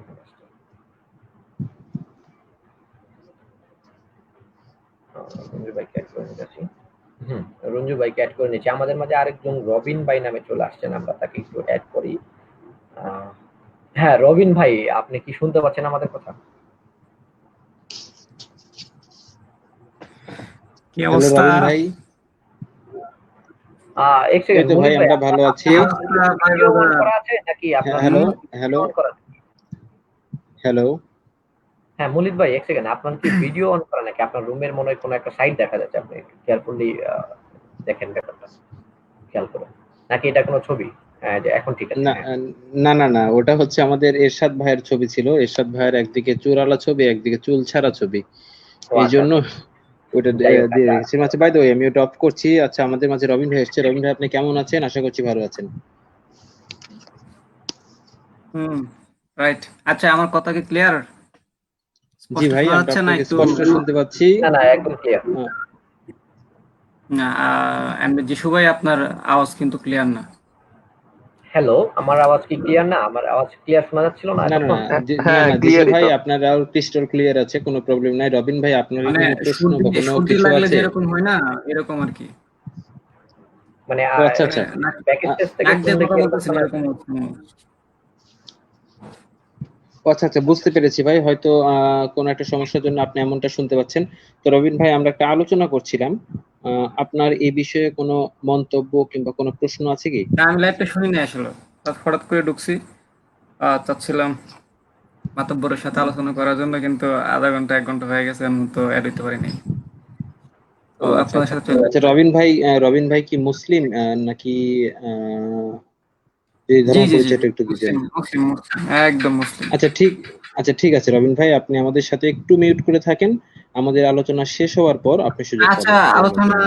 একটু পরে চলে যায়, কারণ অনেকক্ষণ হয়ে গেছে, 11টা ভাই 26 বাজে। সরি ভাই, একটু ভাই সরি। এখানে আমরা আলোচনা করছি, আমাদের আলোচক আলোচনা করছে। তো আমাদের আচ্ছা, তাইলে যে আজকে আসলাম। লাইভটা হ্যাঁ, হচ্ছে, জি জি ভাই, আসতে পারেন, ধন্যবাদ।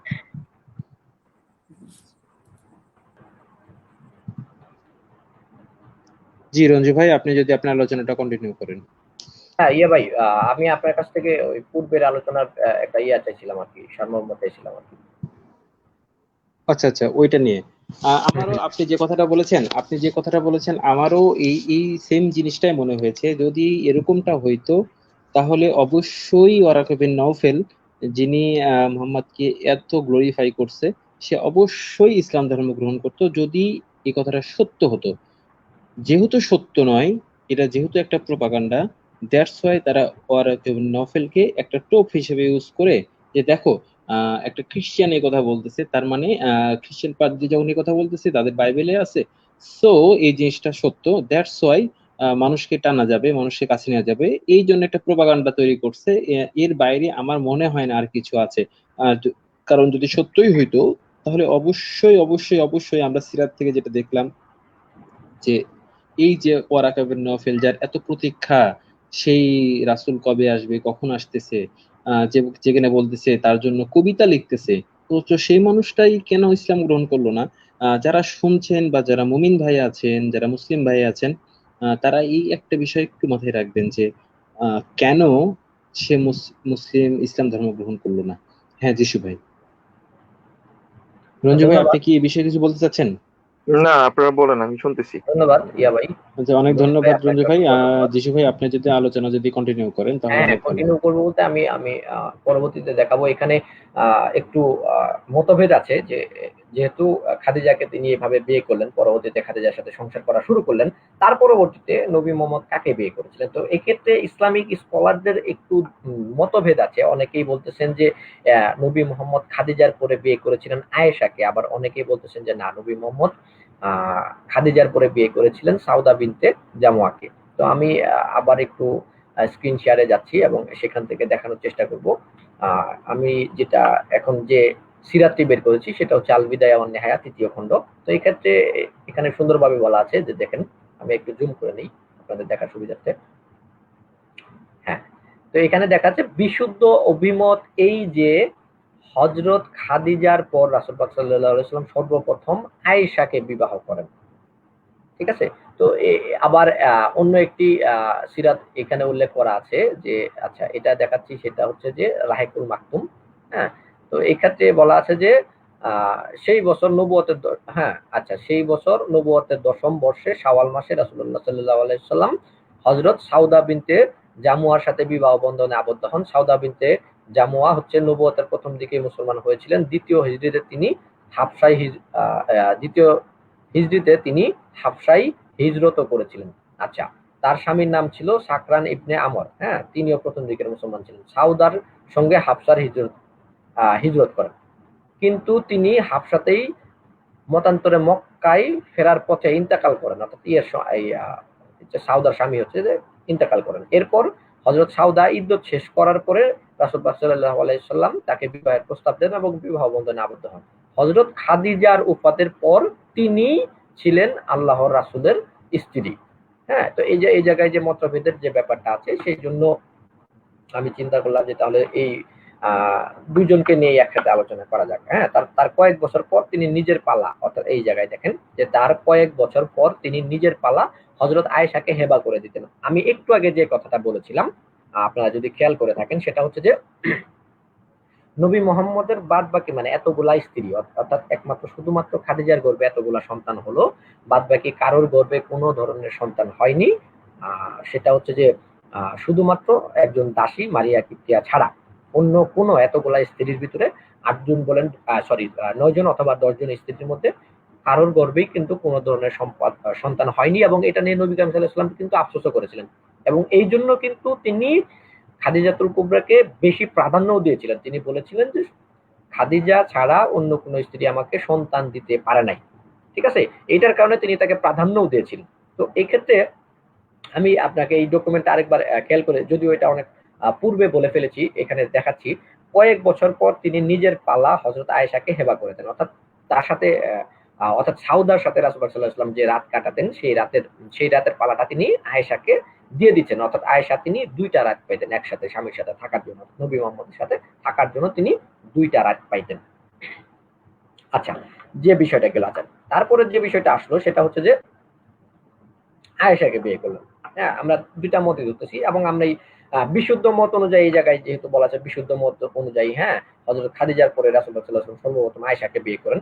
ঘটনাটা পেশ লাগলো কখন? যখন দেখা গেল আয়েশা এবং হচ্ছে সাউদা এই ২ জনকে বিয়ে করেছিলেন একই সালে। অর্থাৎ হ্যাঁ, একই বছরে তিনি ২ জনকে বিয়ে করেছিলেন। তো তাদের মাঝখানে খুবই অল্প সময় গ্যাপ ছিল, যার কারণে ইতিহাসবিদরা, এটা নতুন কোনো মতভেদ না। ইসলামে এমন হাজারো বিষয় আছে যে বিষয় সম্পর্কে নবী মানে মতভেদের কোনো শেষ নাই রে ভাই। তিনি যে কয়টা বিয়ে করছেন এই সম্পর্কেও মতভেদ আছে। হ্যাঁ, তিনি কেমনে করে কি করতে বলছেন, মানে অজু করার নিয়মগুলা যদি দেখেন, নামাজ পড়ার নিয়মগুলা যদি দেখেন, মানে মতভেদের কোনো শেষ নেই। মানে এত মতভেদ, তারপরেও এই জিনিসটারে দাবি করা হইতেছে এত স্পষ্ট, এত সত্য, মানে সত্য, মানে এর উপরে আর কোনো সত্য হতে পারে না।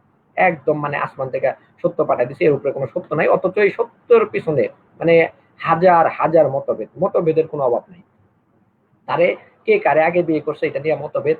হ্যাঁ, তিনি নামাজের সময় কিভাবে হাত বাঁধতে বলছেন এটা নিয়ে মতভেদ।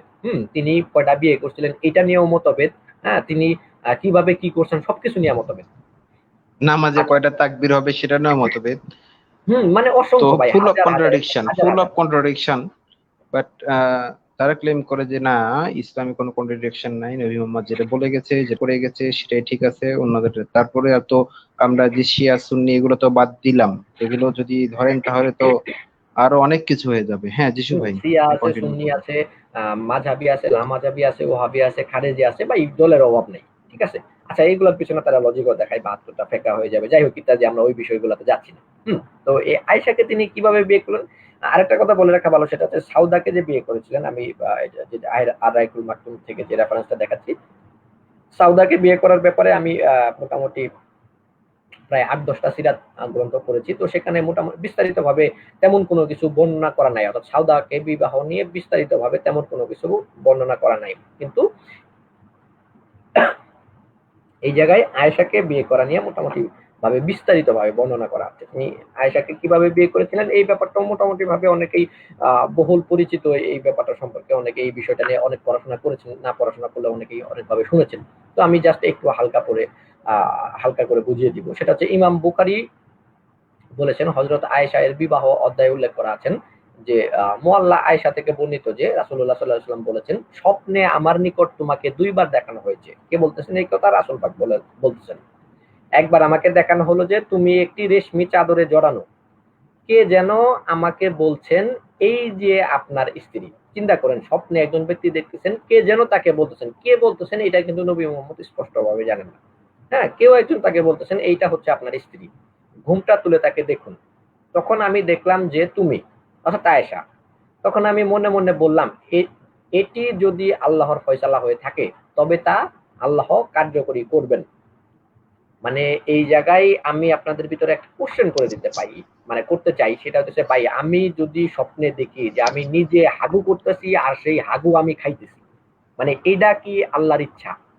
আমি সকালে ওইটা কি তাই করবো যে আমি নিজে হাগু করে আসি, হাগু আমি খামো? এটা মানে কোন ধরনের আচ্ছা লজিক হইল? যিশু ভাই, এখানে আমারও একটা প্রশ্ন আছে, সেটা হচ্ছে রঞ্জু ভাইয়ের কাছে। হয়তো রঞ্জু ভাই বা আপনি আমাকে হেল্প করবেন এই বিষয়টা নিয়ে, যে ভাই আসলে আমরা স্বপ্নটা কেন দেখি। রঞ্জু ভাই কিংবা আপনি যদি ইয়েস, আমরা একটু আমরা আমাকে আমরা হেল্প একটু করেন। বিজ্ঞান ভিত্তিক কিছু ব্যাখ্যা বা কিছু লজিক শুনে আসি যে অ্যাকচুয়ালি মানুষ স্বপ্ন কিভাবে দেখে, বা স্বপ্ন সত্য হওয়ার কতটুকু পসিবিলিটি বা সত্য না হওয়ার কতটুকু পসিবিলিটি থাকে, এই বিষয়টা যদি রঞ্জু ভাই যদি একটু ক্লিয়ার করতেন। আপনি কি লাইনে আছেন রঞ্জু ভাই? হ্যাঁ হ্যাঁ, আছি আছি আছি আছি আছি। আচ্ছা। আচ্ছা, স্বপ্নের ব্যাপারে তো বলা হচ্ছে যে স্বপ্ন মানে সিরিজ অফ থট ইমেজ, মানে আপনি যে ইমেজটা দেখবেন আপনি দিনের বেলা, বা আপনার মানে আপনার মস্তিষ্কে যে মেমোরি গুলো আছে, আর সেন্সেশন আছে, ইভেন সেন্সেশন, হ্যাঁ আপনার বিভিন্ন ধরনের সেন্সেশন, মানে আপনি কি ফিল করতেছেন, কি খাচ্ছেন, কি ইমেজ মাথার মধ্যে আছে, আপনার ইমোশন, মানে আপনার আবেগ অনুভূতি, এই সবগুলো মিলেই একটা স্টেজে যখন আপনি চলে যান, মানে আপনি ইয়েতে চলে যান, আপনি ঘুমের চলে যান, তখন আপনি আপনার প্রাথমিক যেই চেতনা, সেই চেতনার ভিতর থেকে আপনি সেকেন্ড চেতনাতে ঢুকেন। মানে তখনও আপনি চেতনার, মানে অনেকগুলো ধাপ আছে আমাদের কনসাসনেসের, হ্যাঁ কনসাসনেসের যে ধাপ, সেই ধাপের একদম লোয়েস্ট ধাপ হচ্ছে ঘুম। অর্থাৎ আমাদের প্রাথমিক যে কনসাসনেসটা আমরা ভুলে যাই, মানে আপনাকে যদি ঘুমের মধ্যে কেউ প্রথমে মারে, আপনি আস্তে আস্তে টের পাবেন। তাহলে আপনি যা আপনার মানে মস্তিষ্কের মধ্যে যে ইমেজ আছে, যে আইডিয়া আছে, আবেগ আছে, এবং যে অনুভূতি গুলো আছে, এটাই হচ্ছে আপনার মানে ড্রিম। মানে আপনি এমন কোনো ড্রিম দেখবেন না যে ড্রিম গুলো আপনার এক্সপিরিয়েন্স ছাড়া, আপনার অভিজ্ঞতার বাহিরে দেখবেন না। এই এই হচ্ছে স্বপ্ন।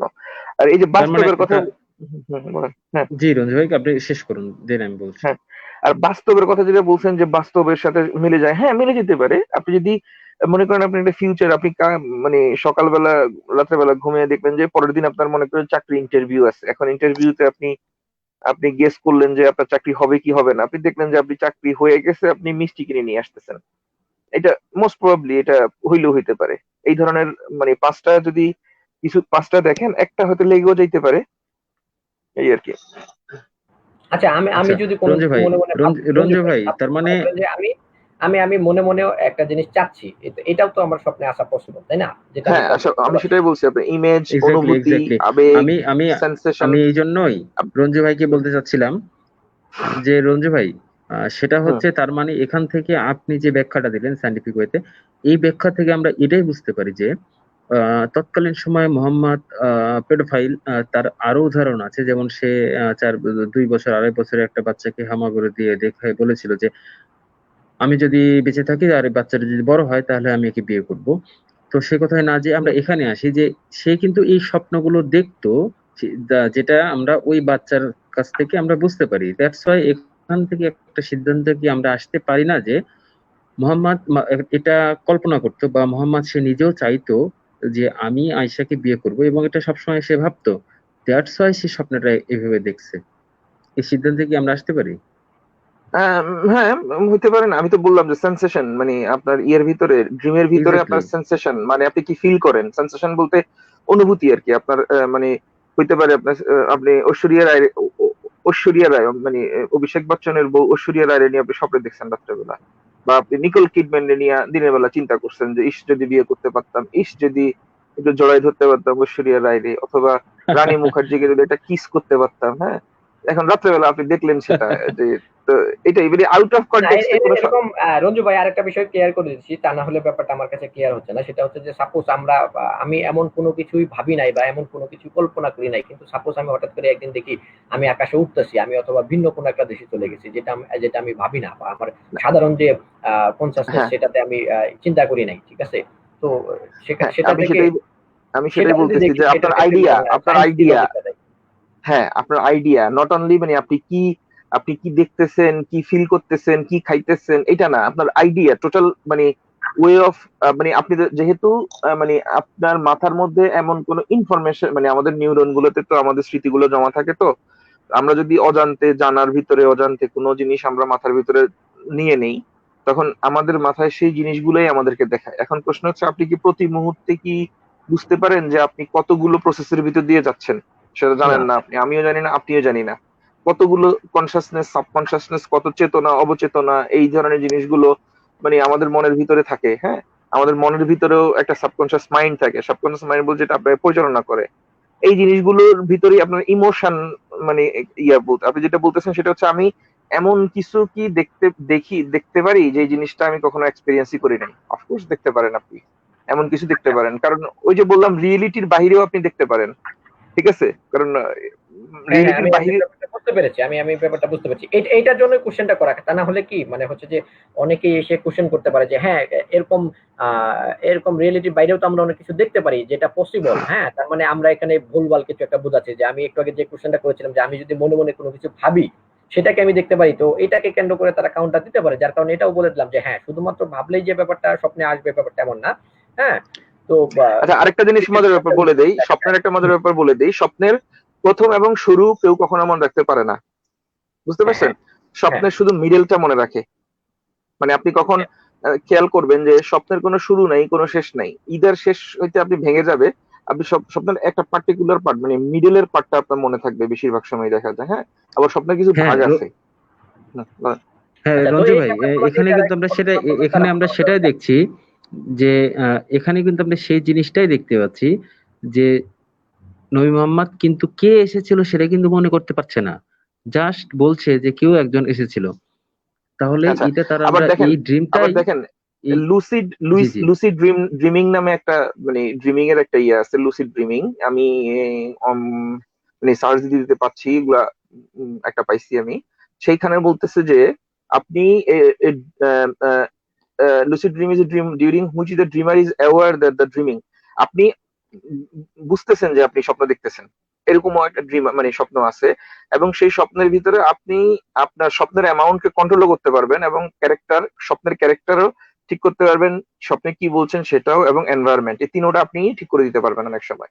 মনে করেন একটা ছোট বাচ্চা সে মাঝে মধ্যে দেখা যাচ্ছে স্বপ্নের ভিতরে সে যুদ্ধ করতেছে, হ্যাঁ, হাত পা নাড়াচ্ছে বা ইয়ে করতেছে, দেখা যাচ্ছে স্বপ্নের ভিতরে সে যুদ্ধ করতেছে। এই ধরনের মানে কিছু স্বপ্ন মানুষ দেখে, যে স্বপ্নগুলোতে মানুষ সেই ক্যারেক্টার গুলোকেই সে করতে পারতেছে, পরিচালনা করতে পারতেছে একদম অ্যাক্টিভলি, এবং সে বুঝতেছে যে স্বপ্ন দেখতেছে। পার্টিকুলারলি আমার ক্ষেত্রে এরকম হয় যে আমি বুঝতেছি যে আমি স্বপ্ন দেখতেছি, আমার ডিপ স্লিপিং এ এই অবস্থা হয়েছে, আমি কয়েকবার পাইছি যে আমি বুঝতেছি যে আমার এটা জাস্ট আমার হ্যালুসিনেশন বা আমার স্বপ্ন, এবং আমি এটা এনজয় করতেছি, বলা যায় যে স্বপ্নে যা দেখতেছি। তো এটাও একটা ব্যাপার আছে যে স্বপ্নে আপনি আপনি ক্যারেক্টার গুলো তৈরিও করতে পারবেন স্বপ্ন। এই কারণে বলতেছে যে সিগমন্ড ফ্রয়েড এর কথা যেটা বলছে, ফ্রয়েড হচ্ছে স্বপ্নের ব্যাখ্যার ব্যাপারে সবচাইতে এক্সপার্ট ছিলেন আর কি। ফ্রয়েড যারা পড়ছেন তারা সব ড্রিমের ইন্টারপ্রিটেশন খুব ভালোভাবে করতে পারেন আর কি। যাই হোক। আচ্ছা রঞ্জু ভাই, তো মোটামুটি ভাবে আমরা রঞ্জু ভাইয়ের কাছ থেকে যে ব্যাপারটা জানতে পারলাম সেটা হচ্ছে স্বপ্ন কিভাবে বা মানুষ স্বপ্ন দেখে এবং স্বপ্ন দেখা কতটুকু কোন কোন বিষয়ের উপর পসিবল মানে এই বিষয়ে স্বপ্নের পুরা স্বপ্ন সম্পর্কে পুরা মোটামুটি পুরা ভাবে একটা আগাগোড়ায় বললে স্বপ্ন হচ্ছে আপনার ইমেজ, আইডিয়া, ইমোশন আর হচ্ছে আপনার সেন্সেশন। এইটার বাইরে আপনার আপনি মানে আপনার ছবি, আপনার চিন্তা চেতনা। এই ক্ষেত্রে রঞ্জু ভাই, হুম, এই ক্ষেত্রে হুম। দেখেন এই ভদ্রলোক যেটা বলতেছে, এটি যদি মানে তিনি যে স্বপ্নটা দেখতেন একটা 6 বছরের একটা বাচ্চাকে তিনি বিয়ে করতেন, মানে কেউ একজন তাকে বউ সাজায় সেটা তো সামনে এনে সেন্সেশন, হ্যাঁ, সেন্সেশন, এবং সে সেন্সেশন। বলছে তোমার তোমার বউয়ের ঘুমটা খুলে তুমি তাকে দেখো, এটা পরবর্তীতে সে কি ভাবলো, সে ভাবলো এটি যদি আল্লাহর ফয়সালা হয়ে থাকে তবে তা আল্লাহ কার্যকরী করবেন। মানে আমি আমরা এই আমরা যিশু ভাই, আমরা যেটা দেখলাম সেটা হচ্ছে রঞ্জু ভাই যেভাবে আমাদের একটা ব্যাখ্যা দিলেন, নিশ্চয়ই তো উনি ওনার ব্যাখ্যা দেননি, একাডেমিয়ানদের ব্যাখ্যায় দিয়েছেন। তো ওনার ব্যাখ্যার সাথে কিন্তু এখানে পুরোটাই মিলে যাচ্ছে যে কে এসেছিল সেটা কিন্তু নবী মোহাম্মদ বলতে পারছে জানেন না না। যে তার কাছে কে এসেছিল। এবং হুম।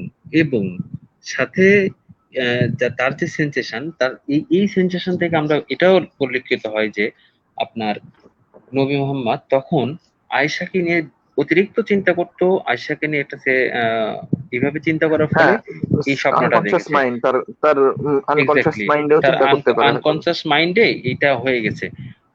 তাই সে স্বপ্ন দেখেছে এবং সেটা আল্লাহর নামে চালিয়ে দিয়েছে। এর বাইরে আমার কাছে কোনো যুক্তি আর মনে হয় না। যদি দর্শক আপনারা যারা শুনছেন তারা যদি একটু কষ্ট করে আমাদের লিখেন যে আসলে আপনাদের এই বিষয়ে কি মন্তব্য হয়, বা আপনারা যদি কেউ যুক্ত হতে চান, যুক্ত হয়ে আমাদের একটু এইগুলো বিষয়ে মন্তব্য দিতে পারেন, তাহলে হয়তো আমাদের লাইভটা একটু বোরিং হবে না এবং আপনাদের জন্য সুবিধা হবে শুনতে। হ্যাঁ যিশু ভাই, আপনি যদি কন্টিনিউ করেন পরের গুলো।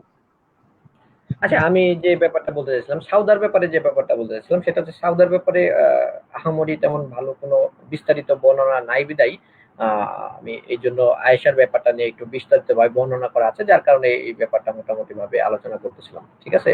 তো সাউদাকে বিয়ে করার ব্যাপারে যেটা হয়েছিল সেটা হচ্ছে যে একই সাথে নবী মোহাম্মদের আহ, প্রথম স্ত্রী, মানে ঘনিষ্ঠ একজন স্ত্রী সে মারা যায়, এবং তারপরে হইতেছে আহ মানে খাদিজাতুল কুবরা মারা যায়, এবং পরবর্তীতে সাথে সাথে তার চাচাও মারা যায়, যার কারণে তিনি শোকে কাতর হয়ে পড়েন। হ্যাঁ, পরিশেষে আহ, তিনি বিয়ে মানে সন্তান, এতগুলা সন্তান, যে সন্তানগুলোর নাম বললাম, হ্যাঁ, কাসেম, আব্দুল্লাহ, জয়নব, রুকাইবা, উম্মে কুলসুম, হ্যাঁ, ফাতিমা, এতগুলা সন্তান নিয়ে তিনি সে বিপদে পড়ে যায়। ওই সময় তাকে উসমানের স্ত্রী খাউলা এসে বলতেছে যে নবী মোহাম্মদ আপনার তো একটা বউ দরকার। তখন সে বলতেছে যে হ্যাঁ। তখন নবী মোহাম্মদকে বলা হইলো যে একটা রেওয়ায়তে বর্ণনা করা আছে সে আয়েশার উপর প্রস্তাব নিয়ে গেছেন, আর একটা ব্যাপারে বলা আছেন তিনি সাউদার উপর প্রস্তাব নিয়ে গেছেন। তো সাউদাও রাজি হয়ে গেল, পাশাপাশি আয়েশাও রাজি হয়ে গেল, দুজনকেই বিয়ে করে ফেলেন। তো আয়েশার ফ্যামিলি প্রথম পর্যায়ে রাজি ছিল না, কারণ আবু বকর ওয়াদা করেছিল অন্য একটা লোককে তার মেয়ের, অন্য একটা লোকের ছেলের সাথে তার মেয়ের বিয়ে দিবে বলে। পরবর্তীতে আবু বকর তার ওয়াদা ভঙ্গ করেন। তিনি যখন কাফের ছিলেন তখন আবু বকরকে সবাই চিনতেন, তিনি ওয়াদা করলে ওয়াদা ভঙ্গ করেন না।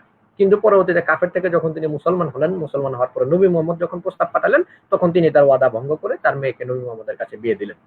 এখন এটা রাজনৈতিক চাপে পড়ে হোক, নবী মোহাম্মদের সাথে সম্পর্ক জড়ানোর ক্ষেত্রে হোক, অথবা বেহেশতের লোভে হোক, যে কোনো একটা কিছুর উপর ভিত্তি করে নবী মোহাম্মদের কাছে তার বিয়ে, এই 50 বছরের একজন বৃদ্ধ লোকের কাছে তার 6 বছর অথবা 9 বছর, মতান্তরে 9 বছরের একটা মেয়েকে বিবাহ দিতে তিনি এক প্রকার ভাবে বাধ্যই হয়েছিলেন। চাচা মোটামুটি ভাবে এই ছিল ব্যাপারগুলা, বিবাহের যে বিস্তারিত বর্ণনাগুলা। তিনি ছোট বাচ্চা ছিলেন, পুতুল নিয়ে খেলা করতেন, খেজুর গাছের দুলনায় দুল খাইতেন, তার মা এসে বিয়ে করা দিচ্ছেন, এগুলো বিস্তারিত ভাবে আলোচনা হয়েছে। আমি চাচ্ছি না যে এই ব্যাপারগুলো বিস্তারিত ভাবে আলোচনা করার জন্য, কারণ আচ্ছা যিশু আমি ভাই, চাচ্ছিলাম ভিন্ন ধরনের কিছু দেখানোর জন্য। হ্যাঁ। আচ্ছা যিশু ভাই, এখানে আমরা আরেকটা কথা শুনতে পারি। সেটা হচ্ছে যে এরকম কথাটা ছিল যে যখন মোহাম্মদ আবু বকরের কাছে প্রস্তাব নিয়ে এসেছিল, তখন কিন্তু আবু বকর প্রথমে রাজি হয়ে গিয়েছিল, রাজি হয় নাই, তাই তো? হ্যাঁ, প্রথমত তিনি রাজি হন নাই, কারণ ওই যে বললাম যে আবু বকর ওয়াদাবদ্ধ ছিলেন আহ, অন্য একটা লোকের ছেলের সাথে তার মেয়ের বিবাহ দেওয়ার জন্য, এবং আবু বকর এটা বলেছিলেন যে এটা কিভাবে সম্ভব। হ্যাঁ, পরবর্তীতে যে খাওলা চলে যে আসলেন। তার সাথে আবু বকর আর আমি তার মোহাম্মদের সাথে ভাই হই। সম্পর্কটা আবু কি বকর ছিল ভাই? বলেছিল যে আমি তার ভাই হই। হ্যাঁ, আবু বকর বলে যে এটা কিভাবে এক্স্যাক্টলি। সম্ভব, আমি তো নবী মোহাম্মদের ভাই হই। হ্যাঁ, পরবর্তীতে খাওলাকে তিনি ফেরত পাঠালেন, যিনি প্রস্তাব নিয়ে গেছিলেন সেই মহিলাকে অথবা উসমানের ওয়াইফকে তিনি ফেরত পাঠালেন, বললেন তুমি আবার যাও নবীর কাছে। পরবর্তীতে খাওলা আবার আসলেন, আসার পরে নবী মোহাম্মদকে বললেন যে আপনি তো তার ভাই হন, আবু বকর তো আপনাকে ভাই বলে, তো এটা কিভাবে সম্ভব যে আপনি ভাইয়ের মেয়েকে অর্থাৎ ভাতিজিকে কিভাবে বিয়ে করতে যাচ্ছেন? তখন নবী মোহাম্মদ সাল্লাল্লাহু আলাইহি ওয়াসাল্লাম খুব সুন্দরভাবে যুক্তি খণ্ডন করে দিলেন যে আবু বকর আমার ভাই হয় সেটা হচ্ছে ইসলামিক ভাই, ঠিক আছে? অর্থাৎ যেহেতু সে মুসলিম, আমি একজন মুসলিম, মুসলিম মুসলিম ভাই ভাই, ঠিক আছে? সেই ক্ষেত্রে তিনি আমার ভাই, অর্থাৎ মামার ক্ষেত্রে বিয়ে এসে গাই, সেই সূত্রে তিনি হচ্ছেন মামাতো ভাই। ব্যাপারটা হচ্ছে এরকম আর কি। হ্যাঁ, তিনি ব্লাড কানেক্টেড কোনো আত্মীয় না। তো এই পরিষ্কার ব্যাপারটা বোঝা যাচ্ছে, তিনি বলে দিলেন যে সে আমার ধর্মীয় ভাই, কিন্তু তার মেয়েকে বিয়ে করতে আমার কোনো আপত্তি নাই, এবং এই ব্যাপারে আমার যেহেতু কোনো আপত্তি নাই, সো আল্লাহর তো আপত্তি থাকার প্রশ্নই আসে না, কারণ আল্লাহ তো নগদ আয়াত ডাউনলোড করে দিব নবী মোহাম্মদ যা ইচ্ছা করবো সেটার ক্ষেত্রে, ঠিক আছে?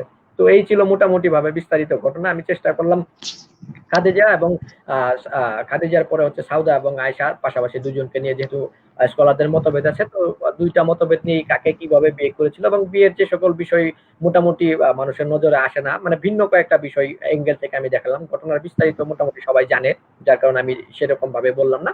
ভিন্ন দু একটা বিষয় যে ব্যাপারগুলো হয়তো বা চোখে পড়ে নাই, অথবা চোখে পড়লেও ভালোভাবে মাথায় ক্যাচ করে নাই, এই ব্যাপারটা নিয়ে কেউ কখনো ভাবে নাই। তো আমার যে সকল বিষয় নিয়ে আমি ভাবছি, আমাকে যে সকল বিষয়গুলো ভাবাইতে বাধ্য করছে, অথবা আমি হাসছি যে সকল উদ্ভট আচরণগুলো দেখে, তো এই ব্যাপারগুলো আমি আপনাদের সাথে শেয়ার করলাম। পরবর্তীতে আপনারা আপনাদের উপর ছেড়ে দিলাম, আপনারা ভালো মন্দ আপনারা ডিসাইড করে নেবেন, কারণ আমি জানি আমার দর্শক যারা আছে, যারা শুনতেছে, তারা আমার থেকে অনেক ভালো জানে, হয়তো বা তাদের মধ্যে এমন কেউ আছে আমার থেকে অনেক বেশি ভালো জানেন।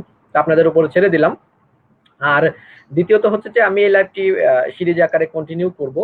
দ্বিতীয় পর্ব খুব শীঘ্রই চলে আসবে, আপনারা দেখতে চোখ রাখুন যিশু পেজে। আর বরাবরের মতো হোস্ট করবেন আমাদের মুহিত ভাই এবং রঞ্জু ভাই। রঞ্জু ভাইকে চেষ্টা করব রাখার জন্য, কারণ বিভিন্ন বিষয়ে কিছু কিছু বিষয় আছে যেটার ব্যাখ্যা আমাদের সব থেকে মানে আমার এবং মুহিত ভাই থেকে বেটার রঞ্জু ভাই দিতে পারবেন। তো চেষ্টা করবো রঞ্জু ভাইকে রাখার জন্য বরাবরের মতো। এবং আরো কিছু গেস্ট আপনারা যারা শুনতেছেন, আপনাদের ভিতরে যদি কেউ যুক্ত হয়ে আমার বক্তব্যের উপর বা আমার রেফারেন্স ভিত্তিক আলোচনার উপর যদি কেউ কোনো দ্বিমত পোষণ করে থাকেন, তাহলে অবশ্যই অবশ্যই আপনারা যুক্ত হয়ে আপনাদের সেই দ্বিমত বিষয়গুলো আমাদের সাথে আলোচনা করতে পারেন, অথবা আমাদেরকে চ্যালেঞ্জ করতে চাইলে, আমার যে কোনো লাইভ নিয়ে চ্যালেঞ্জ করতে চাইলে আমাকে আমাদের যে কোনো কারোর সাথে, অথবা আমাদের পেজে, অথবা আমাদের আরেকটি পেজ আছে সেটা হচ্ছে দ্য অ্যাভেঞ্জার 2, সেখানেও আপনারা যে কারোর সাথে মেসেজ করতে পারেন। আমরা যে কোনো সময় আপনাদের মেসেজের উত্তর দিব এবং আপনাদের চ্যালেঞ্জটি অ্যাকসেপ্ট করা হবে। তো আমি মোটামুটি বিস্তারিতভাবে আলোচনা না বাড়িয়ে আজকের আমার সংক্ষিপ্ত বক্তব্যটা এখানে মোটামুটি ভাবে শেষ করে দিব, এবং ধন্যবাদ জানাচ্ছি রঞ্জু ভাই এবং মুনহিত ভাইকে এত সুন্দরভাবে হোস্টিং করার জন্য এবং লাইভটা এত সুন্দরভাবে পরিচালিত করার জন্য। তো আমি মোটামুটি ভাবে আমার আলোচনা এখানে শেষ করে দিলাম। ধন্যবাদ রঞ্জু ভাই, ধন্যবাদ মুনহিত ভাই, এবং দর্শক শ্রোতারা আপনারা এতক্ষণ যারা ধৈর্য সহকারে শুনলেন, আপনারা সবাইকে অসংখ্য অসংখ্য ধন্যবাদ। অনেক শুভরাত্রি, ভালো থাকবেন, সুস্থ থাকবেন। অনেক ধন্যবাদ যিশু ভাই আপনার মূল্যবান বক্তব্যের জন্য। আমি আশা করছি যে আজকে আপনি যে বিষয়গুলো নিয়ে কথা বললেন সেগুলো থেকে আমাদের যারা দর্শক যে কথাগুলো শুনেছে সেগুলো থেকে তারা অনেক বেশি উপকৃত হবে। আহ, আমি বরাবরই একটি কথা সবসময় বলি যে আমরা কে কি বললাম সেটা আপনারা এমনিতেই বিশ্বাস করে নেবেন না, আপনারা অবশ্যই এগুলো ক্রস চেক করবেন যে এমডি যিশু কিংবা রঞ্জু খান ভাই তারা কোত্থেকে কথা বলতেছে, বা তারা যে রেফারেন্স গুলো দিচ্ছে সেগুলো সত্য কিনা বা তারা মিথ্যা বলছে কিনা, এগুলো অবশ্যই আপনার রেফারেন্স গুলো ক্রস চেক করবেন, এবং ক্রস চেক করার পর দেখবেন যে তারা আসলে কি সত্য বলছে না মিথ্যা বলছে। যদি আপনাদের মনে হয় যে মিথ্যা বলছে, সেক্ষেত্রে অবশ্যই আমাদের এই পেজ আছে ডিজিটাল পেজ, বা আমাদের আরেকটা পেজ আছে দ্য অ্যাভেঞ্জার্স 2, আপনারা যে কোনো একটা পেজে আমাদেরকে মেসেজ করতে পারেন, বা আমাদের সরাসরি লাইভে যুক্ত হতে পারেন, যুক্ত হয়ে কথা বলতে পারেন। তো আমরা একটু আলোচনা করব, সেক্ষেত্রে আমরা একটু অপেক্ষা করে আপনাদের দর্শকদের জন্য একটু সুযোগ দিতে চাই। যদি দর্শকরা কেউ আপনারা যুক্ত হতে চান, যেমন একটু আগে যুক্ত হয়েছিলেন রুবেল ভাই নামে একজন, তো উনি যদি যুক্ত হতে চান, ভাই যদি আপনি আমাদের লাইভটা শুনে থাকেন, আপনি মুসলিম, আমরা ওয়েলকাম করছি, আপনি আসেন, এসে আমাদের সাথে কথা বলুন। আপনার যদি কোনো দ্বিমত থাকে সেটা প্রকাশ করুন, বা আপনার কোনো প্রশ্ন থাকলে সেটা করতে পারেন। সেই সাথে আমাদের যারা মুক্তমনা আছে তারাও আমাদের লাইভে আজকে যুক্ত হতে পারেন, যুক্ত হয়ে আপনার মূল্যবান মতামতটুকু দিতে পারেন। সেক্ষেত্রে যদি যিশু ভাই বা রঞ্জু ভাই আপনারা কিছু বলেন, সেক্ষেত্রে আমরা একটু ওয়েট করে দেখি কেউ আমাদের সাথে যুক্ত হয় কিনা। না, আমি কিছু বলতেছিলাম, একটু পরে বলি, দেখি আপনারা কন্টিনিউ করতে পারেন। আচ্ছা যিশু ভাই, আপনি আপনি কি কিছু বলতে চাচ্ছেন এখন? হ্যাঁ মলিদ ভাই, সেটা হচ্ছে যে না বললে তো মোটামুটি ভাবে সারা রাত বলা যাবে, সেটা কোনো সমস্যা না। সেটা হচ্ছে যে আমাদের দর্শকদের কাছে আমরা আপনি একটু যে ওয়েট কোশ্চেনটা করব, আমরা করেছেন একটু বা ওয়েট করব, ভেবে বুঝছেন? দেখছেন, আমরা হ্যাঁ এটা আমরা খুবই বেশিক্ষণ ভালো ওয়েট একটা করব না, উত্তর। কারণ আমরা হচ্ছে একটু ওয়েট করব যে যে কেউ রাইট, রাইট। আমাদের মাঝে যারা মুক্তমনা আছেন বা যে কোনো মুসলিম ভাই আছেন বা যে কোনো ধর্মের যে কোনো ভাই আসতে পারেন, এসে আমাদের সাথে এগুলো বিষয়ে কথা বলতে পারেন। প্রাসঙ্গিক হোক, আজকের প্রাসঙ্গিক আমরা আশা করব যে আজকের প্রাসঙ্গিক বিষয়ে আলোচনা করবেন। যদি আপনারা কোনো মুসলিম এবং ভাই আমরা চান আমরা ইচ্ছুক, যে আমরা খুব খুশি হব, আমরা খুব এক্স্যাক্টলি, খুশি হব যদি আপনারা কেউ আপনাদের সমস্যাগুলো আমাদেরকে জানান। হ্যাঁ, আপনাদের হ্যাঁ জি ভাই, সমস্যাগুলো না আমি জানালে আমরা হয়তো বা বুঝতে পারবো না। আপনারা হয়তো বা মনে মনে ভাবছেন যে এরা কি বলতেছে না বলতেছে। এক্স্যাক্টলি। এবং যদি তার সাথে সাথে হ্যাঁ মলিক ভাই। যদি কোনো মুমিন ভাই এসেও বলেন যে ভাই আমি আজকের প্রসঙ্গে কথা বলবো না, আমি আপনাদের সাথে অন্য কোনো একটা প্রসঙ্গে কথা বলবো, সেক্ষেত্রেও আপনার প্রশ্নটা আমরা নেব। তো আমরা একটু আলোচনা করতে থাকি যিশু ভাই, সে তার মধ্যে আমরা একটু দেখি যে কেউ যুক্ত হন কিনা। হ্যাঁ যিশু ভাই, যদি কিছু একটু বলেন। আপনাদের যুক্ত হওয়ার জন্য আমরা মোটামুটি ভাবে অপেক্ষা করব। যদি কোনো মুমিন ভাই থাকেন তাহলে অবশ্যই যুক্ত হতে পারেন। আপনাদের জন্য সব সময় আমাদের দুয়ার খোলা। আপনারা আসবেন, আপনাদের সমস্যাগুলো বা আমাদের কোন কথার সাথে আপনারা একমত হতে পারছেন না, অথবা আমাদের কোন সিরাতের রেফারেন্স গুলো আপনাদের কাছে গ্রহণযোগ্য মনে হচ্ছে না, অথবা আপনাদের স্কলাররা গ্রহণযোগ্য বলে মনে করছেন না, সেই সকল সমস্যা নিয়ে বা আমরা যদি মিথ্যা বলে থাকি, আমরা চাই যে আমাদেরকে কেউ চ্যালেঞ্জ করুন। আমরা বরাবরই আপনাদের উপর চ্যালেঞ্জ ছুড়ে দিই, দর্শকদের উপর চ্যালেঞ্জ ছুড়ে দিই। আমরা সবসময় বলি যে আসুন, আপনারা আমাদের এভিডেন্সকে, আমাদের যুক্তিগুলোকে, আমাদের লজিকগুলোকে, আমাদের আর্গুমেন্টগুলোকে চ্যালেঞ্জ করেন, আমাদের আর্গুমেন্টগুলোকে খণ্ডন করার চেষ্টা করেন, প্রমাণ করেন যে আমরা মিথ্যা বলছি। তা না হলে আপনারা নিজেরা সত্য যাচাই করেন, আসেন আমাদের সাথে আলোচনায় বসেন। আমরা সবসময় আপনাদের জন্য দুয়ার খোলা রেখেছি এবং আমরা সবসময় খুশি হই। আমরা সিরিয়াসলি খুশি হই যখন আপনারা কেউ আমাদের সাথে আলোচনা করতে আসেন বা আমাদেরকে চ্যালেঞ্জ করতে আসেন। আপনাদেরকে স্বাগতম, আপনারা আসুন। এবং আপনাদের জন্যই আলোচনা করা হচ্ছে, আপনাদেরকে জানানোর জন্যই আলোচনা করা হচ্ছে। ব্যাপারটা এমন না যে আমরা আসবো, আলোচনা করবো আর চলে যাবো। আপনাদের জন্যই আলোচনা। তার মানে আপনারা আসুন। তার মানে ওই যে আপনাদের যে জাকির কারো কোনো নায়েক সমস্যা সিস্টেম, থাকলে। জাকির নায়েক সিস্টেম আমরা এমনটা আমরা করব না যে আপনি জাকির নায়েক এখানে লেকচার দিতে আসেনি ভাই, যে আমার লেকচার একটা দিয়ে গেলাম, আপনার শুনতে ভালো লাগলো তো লাগলো, যদি ভালো লাগে তাহলে ওয়েলকাম, না লাগলে মোস্ট ওয়েলকাম। না, আমরা এই এই কাজটা করতে আসিনি। আমি আমাদের কথা বলতে এসেছি, আপনাদের কথা শুনতে এসেছি। হয়তো আমাদের কাছ থেকেও আপনার কিছু শেখা হতে পারে বা আপনাদের কাছ থেকে আমরা শিখতে পারি। তো আমরা সবসময় এটাই আশা করি। তো আজকের যে আলোচনাটা যিশু ভাই করলেন, রঞ্জু ভাই সম্ভবত আমার সাথে একমত হবেন। তো আমার যেগুলো ইন্টারেস্টিং পয়েন্ট লেগেছে, ইন্টারেস্টিং পয়েন্ট ফার্স্টটা মনে হয়েছে যে আপনার ওই যে যখন মোহাম্মদ তার আয়েশাকে বলছিল যে না, তুমি তুমি খাদিজার সমকক্ষ না, কারণটা তার মেইন যে কারণটা ছিল আমার কাছে তখনই আমি ক্লিয়ার করেছিলাম যে সেকেন্ড কারণটা যে তার অর্থ সম্পদ। দ্যাটস ওয়াই যে অর্থ সম্পদটা পেয়েছিল, এই জন্য সে করেছিল হচ্ছে যে আয়েশাকে তার সমকক্ষ করতে চায়নি, কারণ খাদিজার যে ধন সম্পদটা ছিল, এই ধন সম্পদের উপর ভিত্তি করেই তার সাম্রাজ্যটা তখন কিন্তু প্রতিষ্ঠিত হয়েছিল। যদি এই ধন সম্পদটা না থাকতো তাহলে কিন্তু কখনোই মোহাম্মদ এইভাবে এগিয়ে যেতে পারতো না, না, না এবং না। এবং হ্যাঁ সেটাই। আরেকটা পয়েন্ট যেটা রঞ্জু ভাই, আপনার কি মনে হয় এটা কি সম্ভব ছিল? না না না, ফাইন্যান্সিয়ালি সাপোর্ট না পাইলে তো আপনি কিছুই করতে পারবেন না। এটা এখন হোক আর 10 বছর আগে হোক, আপনাকে ফিনান্সিয়ালি সাপোর্ট পাইতেই হবে। মানে কোনো মতবাদ পৌঁছানোর জন্য তো অবশ্যই, যে কোনো কাজে, যুদ্ধের জন্য তো ফিনান্সিয়ালি কত রাজা বাদশাহ টাকার অভাবে যুদ্ধ জিততে পারে নাই, সেটার ইতিহাসে তো পড়লে বোঝা যায় যে ফাইন্যান্স অনেক বড় জিনিস। আচ্ছা, ধন্যবাদ রঞ্জু ভাই। আচ্ছা যিশু ভাই, আপনি ব্যাকস্টেজ খেয়াল রাখবেন। এবং দ্বিতীয় পয়েন্টটা যেটা আমার কাছে ভালো লেগেছিল সেটা হচ্ছে যে এই যে ওয়ারাকা বিন নওফেল।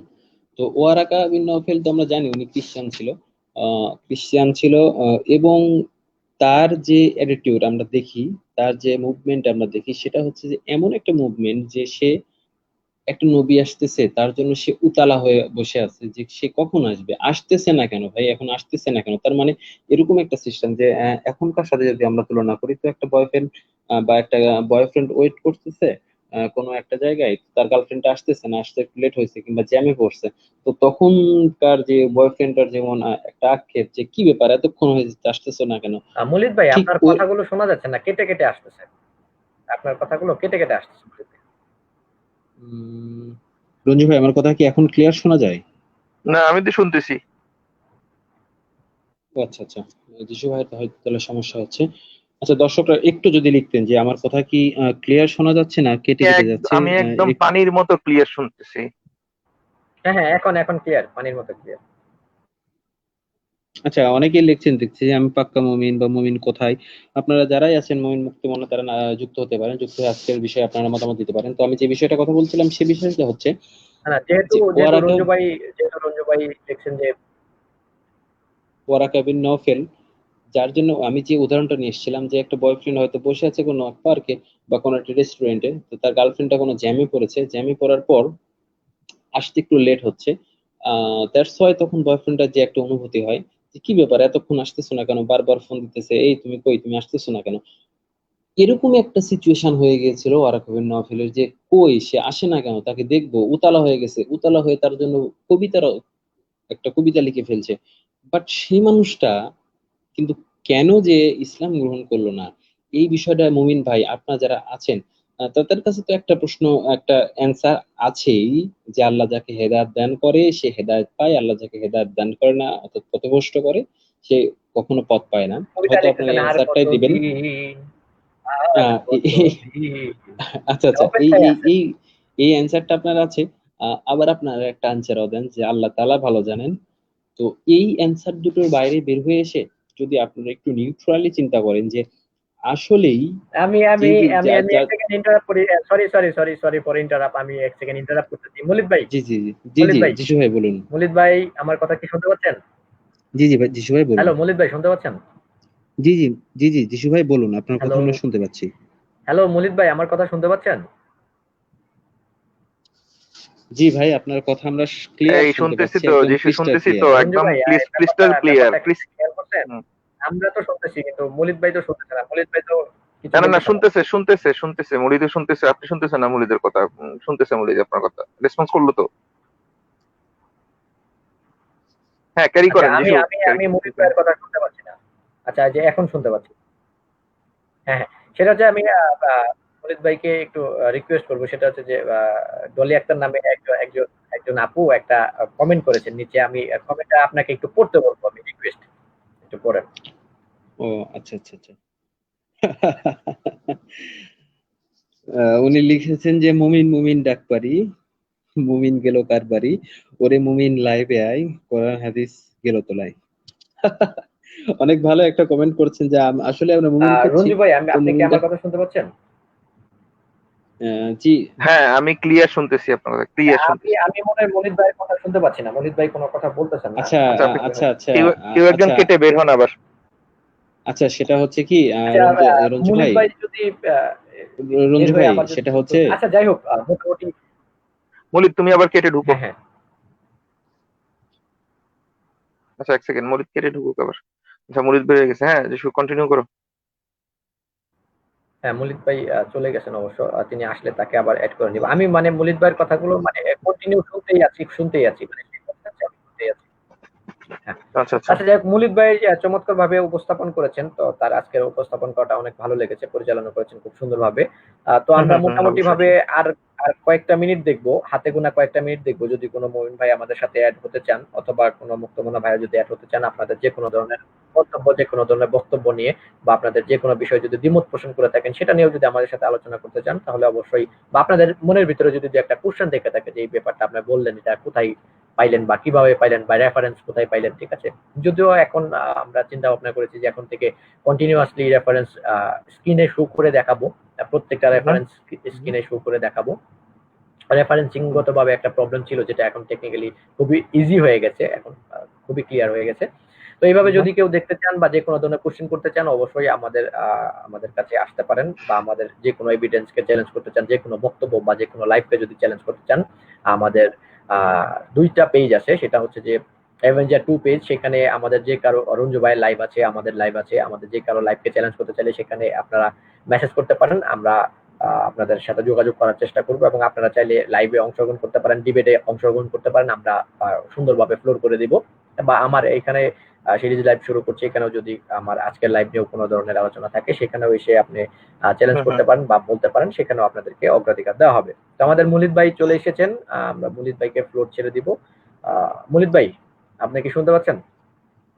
হ্যাঁ ভাই, আমি শুনতে পাচ্ছি, কিন্তু আমার মনে হচ্ছিল যে তখন আমার কথাগুলো আপনি একটু লেটে শুনছিলেন, দ্যাটস ওয়াই ইয়েস, ইয়েস, প্রবলেমটা হচ্ছিল। তো যাই ইয়েস। হোক, সমস্যা নাই। এখন মেবি ক্লিয়ার শুনতে পাচ্ছেন আমার মনে হচ্ছে। যে কবিতাটা তো একটা কবিতা লিখেছেন ডলি আক্তার, যে আহ, সেটা আমি অলরেডি একবার বলেছি, আমি আবার আপনাদের সুবিধার্থে বলতেছি। সেটা হচ্ছে যে মুমিন মুমিন ডাক পারি, মুমিন গেল কার বাড়ি, ওরে মুমিন লাইবে আই, কুরআন হাদিস গুলো তুলাই। তো অনেক ভালো একটা কবিতা লিখেছেন ডলি আক্তার, আপনি অসংখ্য ধন্যবাদ এমন একটা কবিতা ডাক্তারকে অসংখ্য একটা লেখার জন্য।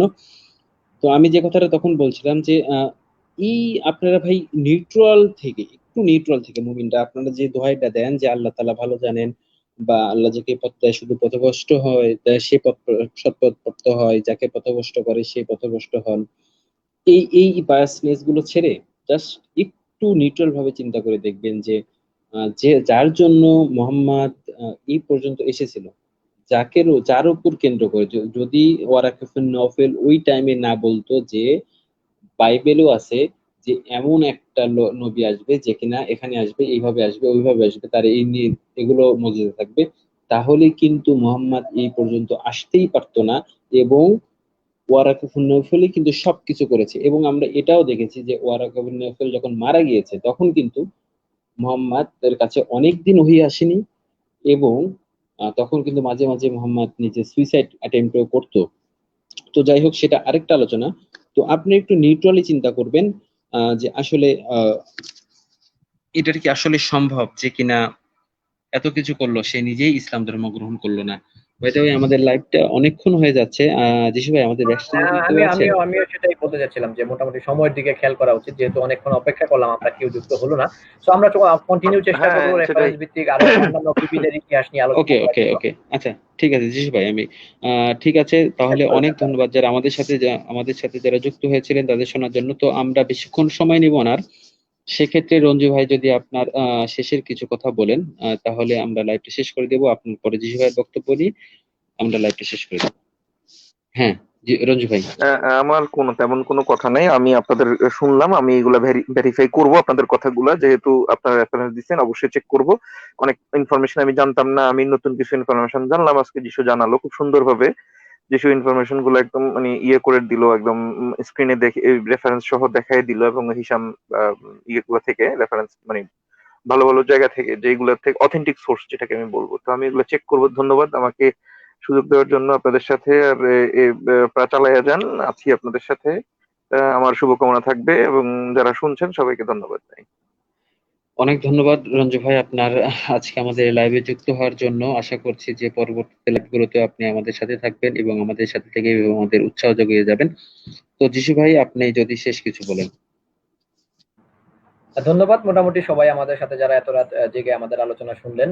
আমরা অনেকক্ষণ আপনাদেরকে কষ্ট দিয়ে আলোচনা শোনালাম। তো আপনারা যারা ধৈর্য সহকারে শুনলেন, তো এখনো দেখতে পাচ্ছি অনেকজন আমাদের আলোচনা শুনতেছেন। আপনাদের সবাইকে আমাদের আমার তরফ থেকে ভালোবাসা, অন্তরের গভীর স্থল থেকে আপনাদের প্রতি ভালোবাসা রইল। কৃতজ্ঞতা জানাই আপনাদের উপর আমাদের আলোচনাগুলো শোনার জন্য, এতক্ষণ ধরে এত লং টাইম ধরে শোনার জন্য। আশা করি সবাই সুস্থ থাকবেন, ভালো থাকবেন। আর নিজের পরিবারের প্রতি খেয়াল রাখবেন, নিজের প্রতি খেয়াল রাখবেন। শুভরাত্রি আপনাদের সবাইকে। আর কন্টিনিউয়াসলি লাইভ গুলো শোনার জন্য আহ্বান জানাচ্ছি। আর অবশেষে ধন্যবাদ জানাচ্ছি রঞ্জু ভাই এবং মুরিদ ভাইকে অত্যন্ত চমৎকারভাবে পরিবেশন করার জন্য। ধন্যবাদ। অসংখ্য ধন্যবাদ যিশু ভাই আপনার বক্তব্যটা শেষ করার জন্য। তো আজকের লাইভ থেকে আমরা যেটা দেখলাম যে যিশু ভাই অনেক সুন্দর করে এবং অনেক সাজিয়ে একটা লাইভ আমাদের সামনে নিয়ে এসেছে, যে যে অজানা অধ্যায়গুলো আছে সেই অজানা অধ্যায়গুলো একদম চুলচেরা বিশ্লেষণ করে যিশু ভাই আমাদের সামনে উপস্থাপন করেছেন। আশা করছি যারা দর্শক আমাদের কথাগুলো শুনেছেন, যিশু ভাইয়ের কথাগুলো শুনেছেন, তারা একটু না একটু হলেও উপকৃত হবেন। এবং তার সাথে আমি আবারও বলি, যেটা আমি বারবারই বলি, যে যিশু কি বললো বা রঞ্জু ভাই কি বললো বা আমি মনিত কি বললাম, সেটা বিষয় না। বিষয়টা হচ্ছে অবশ্যই আপনার ক্রস চেক করবেন। অনেক ধন্যবাদ যারা আজকে আমাদের সাথে এই 1.5 ঘন্টা ধরে লাইভে থেকে আমাদের সাথে এত কষ্ট করে লাইভটা শোনার জন্য। তো আশা করছি আমরা নেক্সট লাইভটা খুব তাড়াতাড়ি করব, এবং নেক্সট লাইভটা করার আগে আমাদের এই পেজে এবং দ্য অ্যাভেঞ্জার্স 2 পেজে আমরা সেটা নোটিস করে দেব। তো আমাদের এই পেজের নেক্সট লাইভ গুলো শোনার জন্য এই পেজটাকে অবশ্যই লাইক এবং ফলো দিয়ে রাখবেন। এবং তার সাথে সবাই সুস্থ থাকবেন। এবং আগামী লাইভ দেখার আমন্ত্রণ জানিয়ে এখানেই শেষ করছি। শুভরাত্রি।